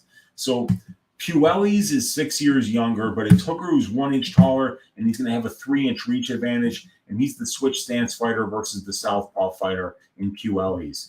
It's about almost 20 more fights for Hooker, and about 200 more minutes in the pro cage for Hooker. So definitely a big-time experience advantage, almost 4.5 more years as a pro, 13 more fights at the UFC level, and 120 more minutes in the UFC cage. So Hooker's bigger, longer, taller. He switches stances, and he's much more experienced in comparison to Puelles. In terms of the finish rates, Puelles 60%, 73% for Hooker at the UFC level, and then overall 75% for Puelles, and it's 81% for Hooker. So both of these guys have been finished in half of their pro losses, and Hooker's been finished in half of his UFC losses, while Puelles has been finished in his only UFC loss. We've got Dan the Hangman Hooker landing about 1/10 more significant strike per minute than he absorbs, while Puelles absorbing about 1 more significant strike per minute than he lands. Better defense for Hooker, less chinny for Hooker, and definitely a lot more power for Hooker. Throwing more volume. I mean, this is going to be all Dan Hooker on the feet. The question is that Puelles, can he bring the type of fight that he succeeds in? The type of fight that he succeeds in is the fight where he's got 48% control time and he's allowing about 15% control time. So it's in control time positions about 63% of the time, 5/8 of the time that pretty much works out to, and that Claudio can work for submissions. He's got a slick submission game. He's got 3 UFC wins by knee bar. He's always looking to set that up. And when he's on the ground, he's got opportunities to do that, whether he's on the bottom or whether he's on the top. So Dan Hooker, though, is a guy who's got excellent takedown defense, 79% over the UFC level. And if we take a look here, I thought that this was interesting because Dan Hooker spent a lot of his career up here at 145, right? And if you look over here at 145 and you look at the takedown numbers, right, he allows 4 here, 2 here, 2 here, 3 here. But at 155, when he wasn't killing himself to make weight. Now, remember, Dan Hooker's 6 feet tall. He was cutting down to 145 during the early part of his career, and it was just not a really good decision. He wasn't the best version of himself there. He didn't have great conditioning there. And as a result, his opponents could wrestle him. But if we look at these numbers here, for instance, we can see that at 155, Dan Hooker's had 22 takedowns attempted against him, and his opponents have only gotten 3 of them. So 19 divided by 22 equals 86.36%. You know, Dan Hooker's got 86% takedown defense as a lightweight. And he's fought some good fighters who have tried to take him down. Arnold Allen, Makhachev, Michael Chandler, Poirier, Felder, Iaquinter, Vic, Barbosa, Gilbert Burns, Jim Miller, Mark Diakese, who wrestles, you know. So he's done a good job. And if you look here, these are the fights that are at 150, and this is how much control time he's allowed. The most amount of control time he's allowed in any fight at 150 pounds was 169 seconds to Dustin Poirier. That was in a 1,500-second fight. He allowed 108 seconds of control time out of 145 to the best fighter on the planet in Islam Makhachev. And he allowed 103 seconds of control time to Edson Barbosa, but I don't think that was because of takedowns. Yeah, it was because he got knocked down. That was why he gave up that control time. So if Claudio Puelles can't take down Dan Hooker is going to beat 7 shades of shit out of this kid. Now, what Puelles does do is he's kind of fit his game plan to fit his strengths. He throws a ton of kicks because he doesn't really care if you take him down. You're doing him a favor if you take him down. He wants to be on the ground. He wants to be grappling. He wants to be fishing for submissions.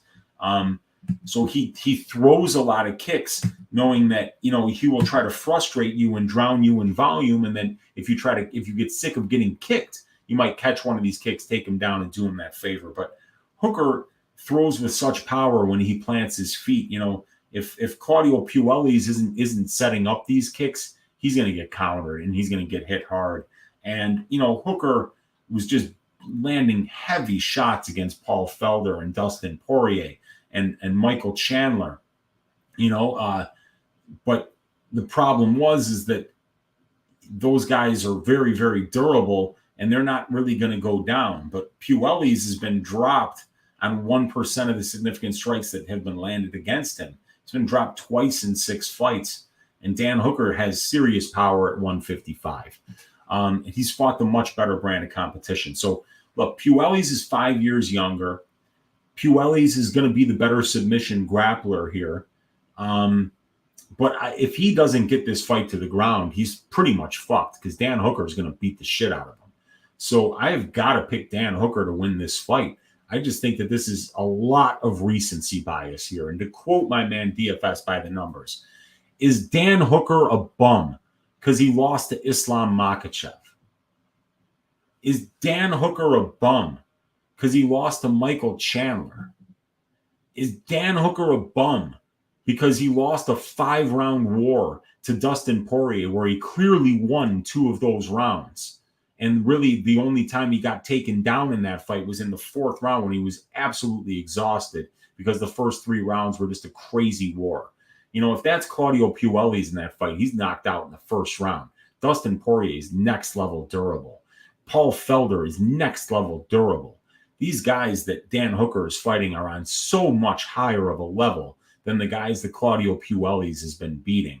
And I just got to believe that Puelles needs either A, Hooker to do something stupid, voluntarily go into his guard, or he needs to actually knock out, you know, Dan Hooker, which I don't see happening. So I see Dan Hooker beating up Claudio Puelles and finishing him here in the 2nd round by knockout. So I am calling Dan Hooker, the Hangman, to win by 2nd round knockout. All right.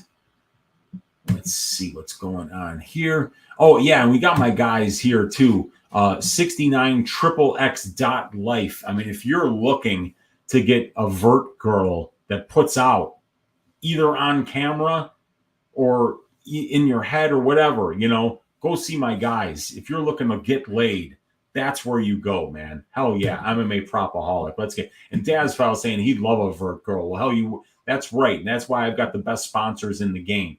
Of course, the sponsor of the show, 69XXX.life. Go there, get laid, and then come back here and thank your Uncle Weezy for telling you to do that. Treat yourself.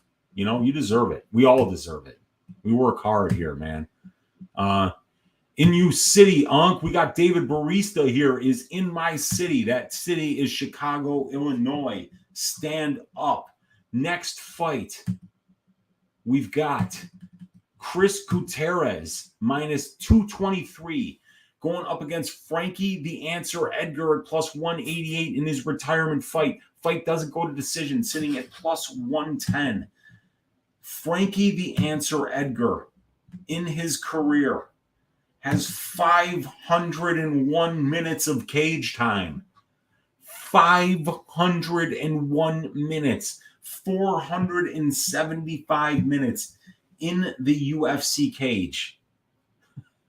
That, like we said, somebody said 5 more minutes, and that's 7 hours of cage time for one Frankie Edgar. He's 41 years old. So Gutierrez, 10 years younger, 3 inches taller, but it's actually Edgar with a 1-inch reach advantage. Edgar's more experienced. He's got about 230 more minutes in the pro cage. He's got about 5.5, 6 more years as a pro, 21 more UFC level fights, 375 more minutes in the UFC cage. Both of these guys are pretty good finishers. 33% for Gutierrez at the UFC level, 39% for Edgar at the UFC level. Gutierrez has only been finished in 1 of 4 pro losses. Edgar finished in 4 of 10 pro losses. Edgar, really good striking here as he lands almost one more significant strike per minute than he absorbs, but Gutierrez lands over 2.08 more significant strikes per minute than he absorbs, and 0.75 more significant strike attempts per minute he throws than his opponents do, while Edgar throws about one more significant strike attempt per minute. So both of these guys have got excellent striking defense, 64% for Gutierrez, 66% for Edgar. Gutierrez a lot more accurate and a lot more powerful on the feet. Fantastic leg attacks for Gutierrez. And Frankie Edgar's a boxer. He's heavy on that lead leg. It is going to be difficult to deal with Chris Gutierrez's striking here. Now, Gutierrez, 73% takedown defense. He's allowing about 19% control time. I think that's the path here for Edgar.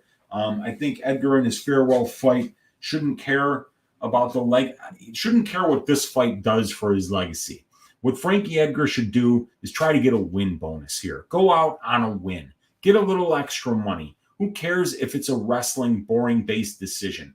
That's how you're going to beat Chris Gutierrez. Go out on a win. Do it the way that you want to do it. But you're not knocking out Gutierrez, okay? So Edgar's the superior wrestler. He's way more experienced. He's got the better strength of schedule. He's got the 1-inch reach advantage. You know, he's the better submission grappler too. As Chris Gutierrez only has one win by submission in his career, while for Edgar, it's like 4. So this fight, though, I was watching the tape on Edgar. You know, he absolutely relies on the takedowns at this point in order to win minutes. I mean, he still throws in combination. He's still a good boxer, but he's just, you know, it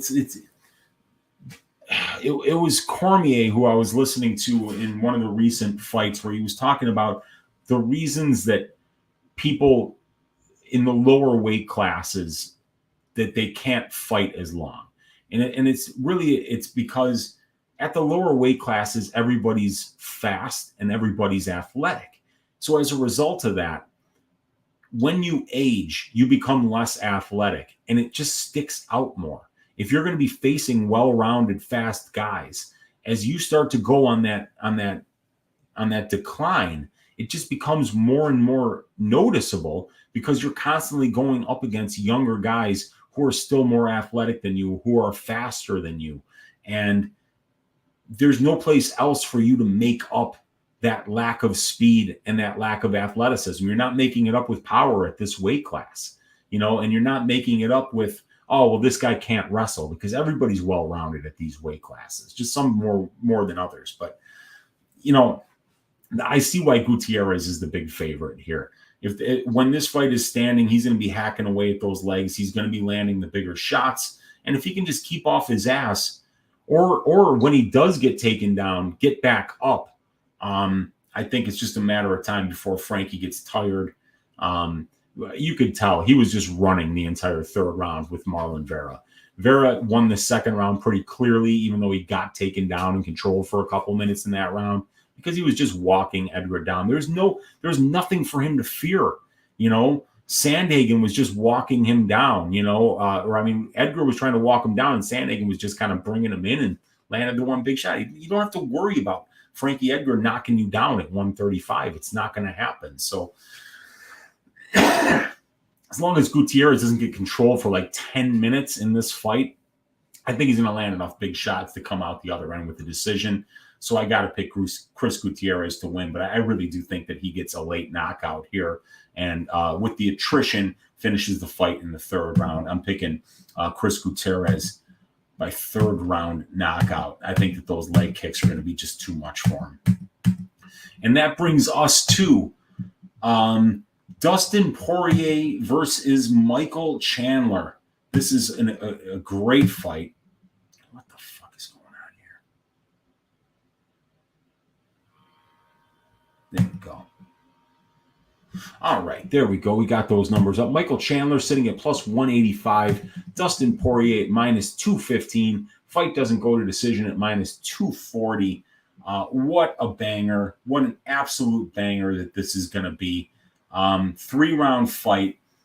Chandler is 3 years older, Poirier going to be an inch taller, have an inch of reach, southpaw versus orthodox matchup.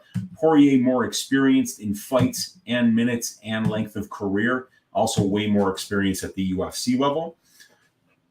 Both of these guys are great finishers. 78% is a career for Chandler, 75% for Poirier, 65% for Poirier at the UFC level. And Chandler has finished both of his UFC wins.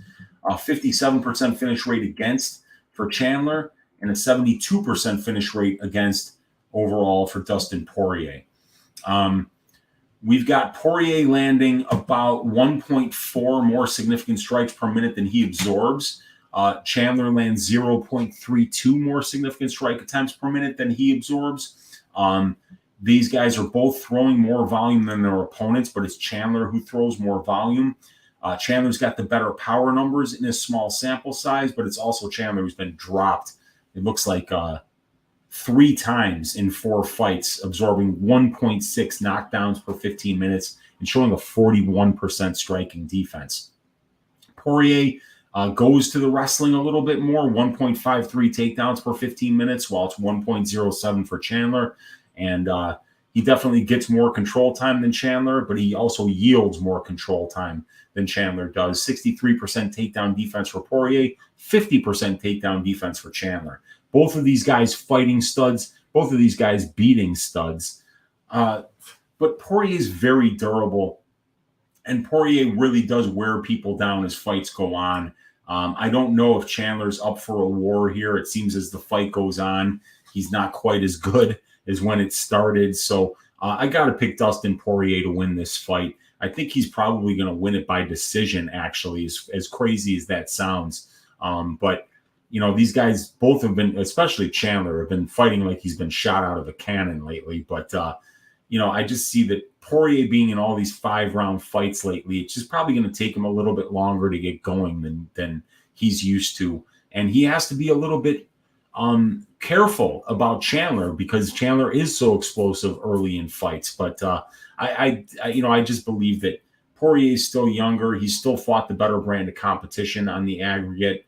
And I think that he's going to get the job done here. Let's see. We've got the co-main event is going to be Weili Zhang, minus 325, going up against Carla Esparza at plus 275. The fight doesn't go to decision, sitting at minus 130.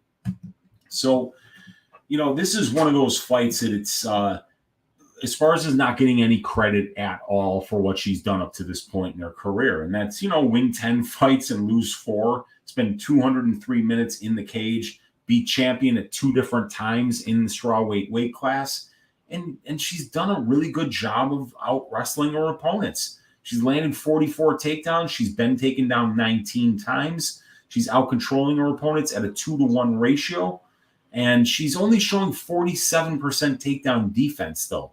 And to me, that's the biggest thing here, is that because we know on the feet that Weili Zhang is the more powerful striker, that she's going to win the minutes on the feet. But, you know, the question is the takedown defense going to hold up? 8 fights for Zhang, and she's only seen 5 takedown attempts, and she's been taken down twice. So nobody's even tried to grapple Weili Zhang. Rose Namajunas twice, Joanna Jędrzejczyk twice, Jessica Andrade once.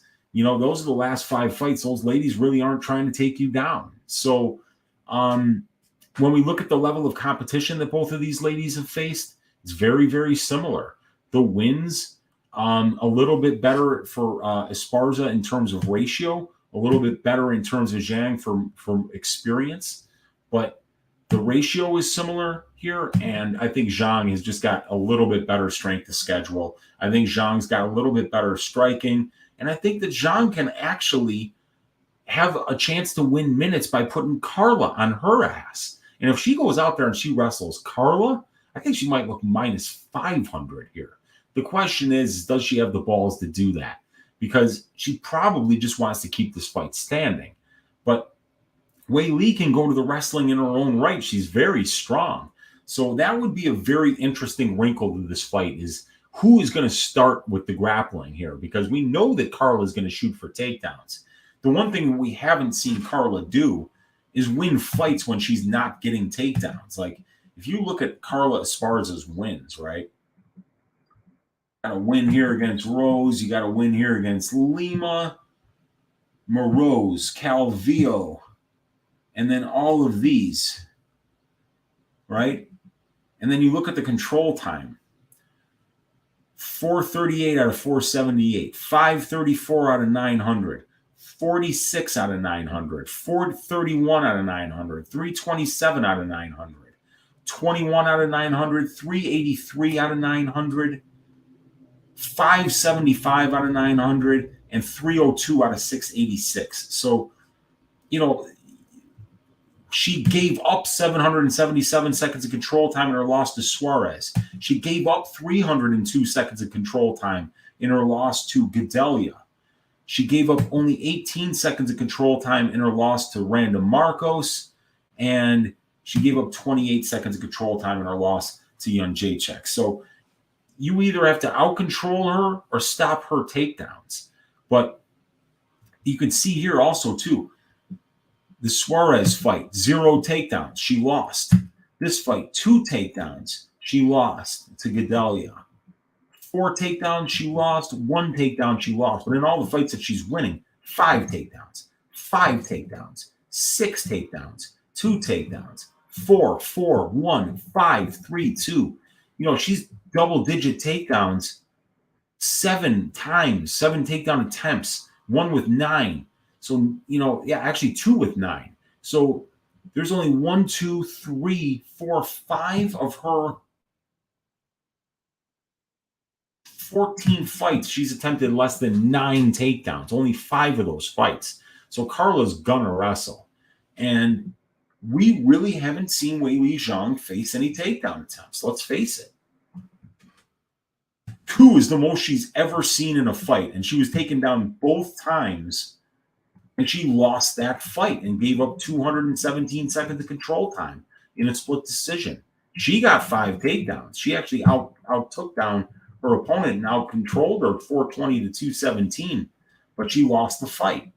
So, yeah, it's, Weili, I'd love it if Weili wrestled here. I think that she would have a much better chance to win this fight. She even showed against Rose that she could out-wrestle her. She took down her 5-2. She out-controlled her 420 to 217. It's just that she must have lost a lot of exchanges on the feet in that fight, or maybe absorbed some big shots. But this is a lot closer than what I think a lot of people think it's going to be, but still, I think that Weili has the chance to wrestle here, and if she does that, she can easily win this fight. And even if she stops the takedowns of Esparza, keeps this thing on the feet, I think she could really get a late knockout here as well, simply because, she could get Carla in some bad spots, especially if Carla starts getting sloppy and shooting from way out and not setting up her shots. That's where you could find Weili getting on top of her and then landing ground and pound of her own. So I like Weili Zhang here to win, but I am not laying minus 325 on the money line. Carla Esparza plus 275. Maybe she's worth taking a shot on decision at plus 500 or better. But I'm largely staying away from this fight. But the pick is going to be Weili Zhang, and I'll say that she wins it. Has Carla ever been finished? I know she got finished by... Yeah, I'm going to say she wins it by knockout. Round 4. And that brings us to the main event. Israel Adesanya versus Alex Poatan Pereira. Adesanya minus 208, Poatan plus 178. The fight doesn't go to decision, sitting at minus 115. Hit that thumbs up. Hit that subscribe button. Let me see if there's anything in here that I need to see.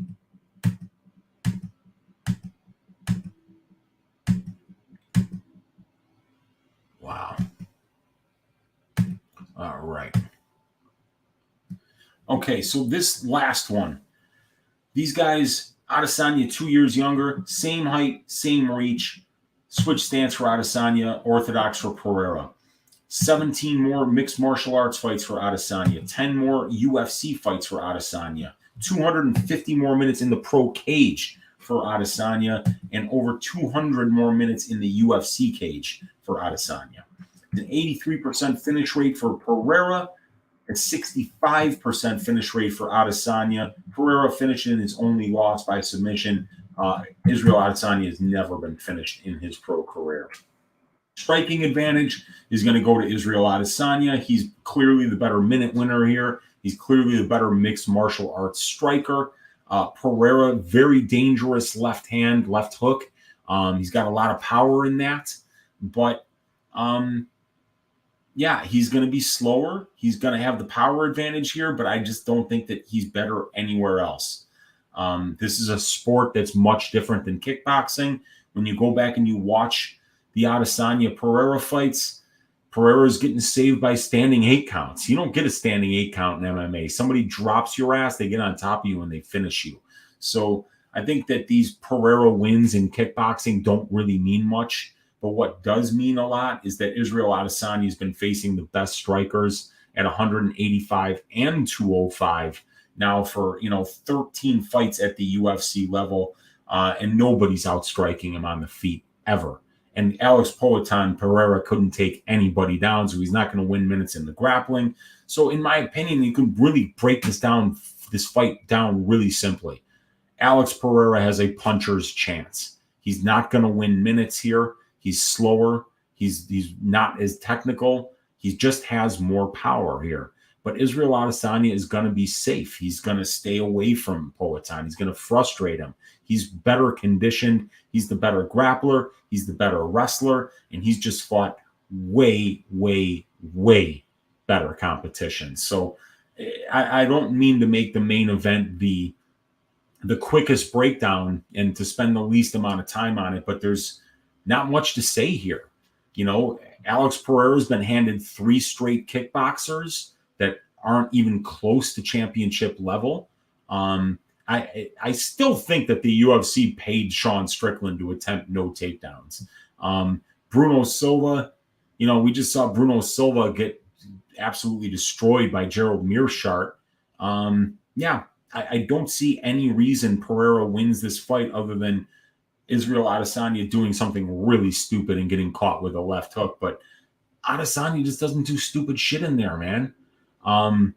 He just doesn't do stupid shit. He doesn't get hit. He absorbs 2.67 strikes per minute.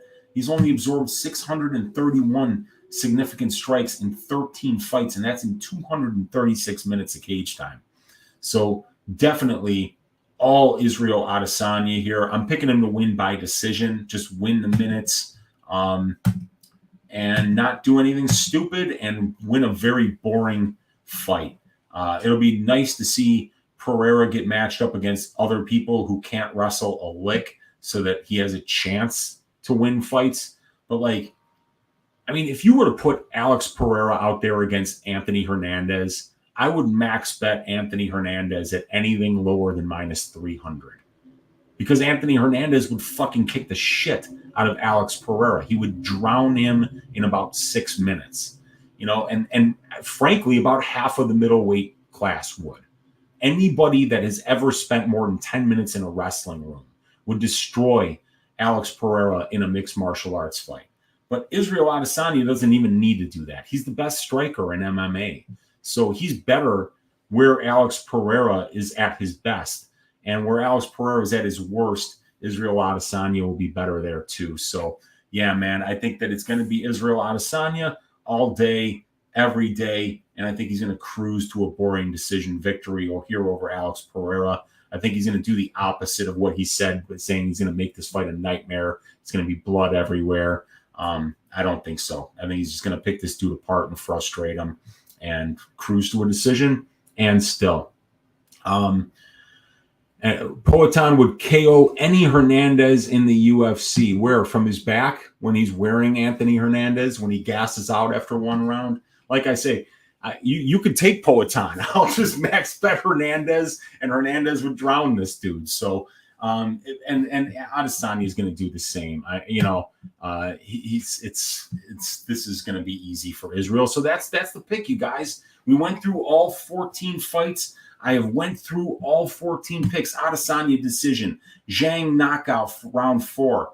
Oh, Dustin Poirier versus Michael Chandler. I didn't pick that one. What the hell, man? Yeah, Dustin Poirier, and I'm going to say by decision. Gutierrez by knockout round 3. We got Hooker by knockout round 2. Moicano by submission round 2. We got Reyes by knockout round 1. Blanchfield by submission round 2. We got Wellington Turman by submission round 3. Matt Frevola in that fantastic hat and coat, decision. We got Kowalkiewicz losing to Silvana Gomez-Juarez by knockout in round 2. We've got Seungwoo Choi winning by decision. We've got Montel Quick Jackson winning by decision. And Negumereanu by 3rd round KO. Let's save those picks.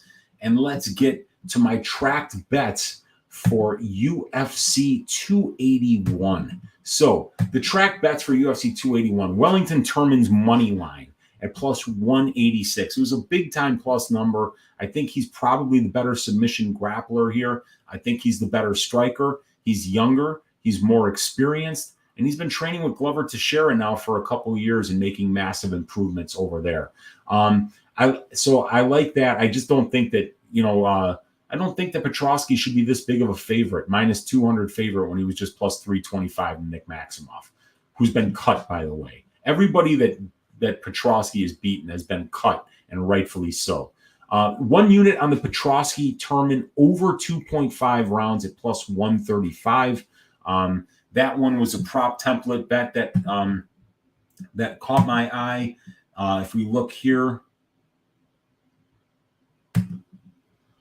this over 2.5 at plus 136 is a 42% implied probability. That's 7.5% better than what the over 2.5 rate is for the division, which is actually 35%. And then we've got these guys go over 2.5, 55.55% of the time, but the line is only 42%. And these guys are going over 2.5 at a 5.6% rate higher than the division does. So 3 positive numbers here. We call that the trifecta bet here on Uncle Weezy's prop template. They're all big positive numbers too. And yeah, I mean, I think Petroski, even though he's got a 100% finish rate as a pro, 2 of those finishes did come over 2.5 against guys that aren't UFC level, and Hu Yazong and Michael Gilmore. So I think he's just going to have a much harder time finishing this fight. And Turman Turman's a really good fighter. So yeah, I think it's going to go over 2.5. I've got 1 unit on the McCann Blanchfield under 2.5 at plus 180. I just think that a striker versus grappler matchup, a big plus money number like that, I think Blanchfield can get a sub. I think Molly McCann can get a knockout. And I think there's a high probability that finishes under 2.5 and plus 180 is just nuts. I've got 1 unit on the Reyes Spann under 1.5 at plus 100. We talked about that bet. These guys go under 1.5 at a much higher rate than 50%. And then I've got the Chris Gutierrez finish only prop, minus 210 for 2.1 units. So that's the scorecards equals no action. If Edgar finishes Gutierrez, I lose 2.1 units. If Gutierrez finishes Edgar, I win 1 unit. If the fight goes to decision, it's a wash, and I get my money back. So, yeah, I'm just saying that if there's going to be a finish in the fight, it's going to be Gutierrez finishing Edgar and not the other way around. So I got 2.1 units on that to win 1. So that takes us through all 14 fights, which leaves us with 1 order of business left, you guys. It's Uncle Weezy's ass shaving of the week. Who do you guys have for the ass shaving of the week this week? Because it's going to be a lot of spots that I thought, I saw finishes on. So, I mean, I'm picking finishes for several of these fights. I've got Weili Zhang finishing Esparza. I've got Gutierrez finishing Edgar. I've got Hooker finishing Puelles. I've got Moicano finishing Riddell. I've got Reyes finishing Spann. I've got Blanchfield finishing McCann. I've got Turman finishing Petroski. I've got a decision here. I've got Gomez-Juarez finishing Kowalkiewicz. I've got a decision here. I've got a decision here. And I've got Negumereanu knocking out Ulberg in the 3rd rounds. But The ass shaving of the week is going to be what Prince of Mischief said it was going to be with his second guess. And that is going to be Dan the Hangman Hooker to shave the ass of the Prince of Peru, Claudio Puelles. I don't think that Puelles' wrestling is good at all. They were making fun of his wrestling in the Gritzmacher fight. And if Gritzmacher hadn't walked into his guard several times, he would have been able to stand up and he would have been continuing to win those stand-up exchanges in that fight. I think Dan Hooker's fought the way better brand of competition. He's definitely more experienced. He's a slick submission grappler in his own right. He's got wins by submission at the UFC level. But his takedown defense is phenomenal. Like we said, at 155 pounds over like a 10-fight sample size, we're talking about an 86% takedown defense. He's not getting controlled by anyone on the ground that isn't named Islam Makhachev, and he doesn't get taken down outside of the last takedown outside of the Makhachev fight was Poirier in round 4. This is only a 3-round fight. So I do see Dan Hooker landing much bigger shots on the feet. I see him being much more experienced, having fought the much better brand of competition. This is a huge step down for him. And we're talking about a pretty one-dimensional fighter here in Claudio Puelles, who's knee bar or bust, in my opinion. So I am going with Dan Hooker to win this one cleanly by ass shaving. I think the Prince of Peru is going to run into a dick saw here and find out that it was too much too soon when he signed that contract to fight Dan the Hangman Hooker. We did it, you guys. 76 of you guys hanging out live with me here. 2 hours and 1 minute into our Tuesday night Just the Tip. I appreciate each and every one of you guys for spending your Tuesday night with your Uncle Weezy. You can find me tomorrow on Pub Sports Radio, 6 o'clock Central Time, for the DFS show that I do with DFS by the Numbers, Monk Maddox, and Gordo Gambles. Check us out there tomorrow. I did Ask Weezy last night here on my channel. If you haven't checked that out, check it out. Hit that thumbs up. Hit that subscribe. I love each and every one of you guys. God bless each and every one of you guys. Let's stack cash tickets like flapjacks for UFC 281. And I'll see you tomorrow on Pub Sports Radio for the DFS show. Good night, everybody.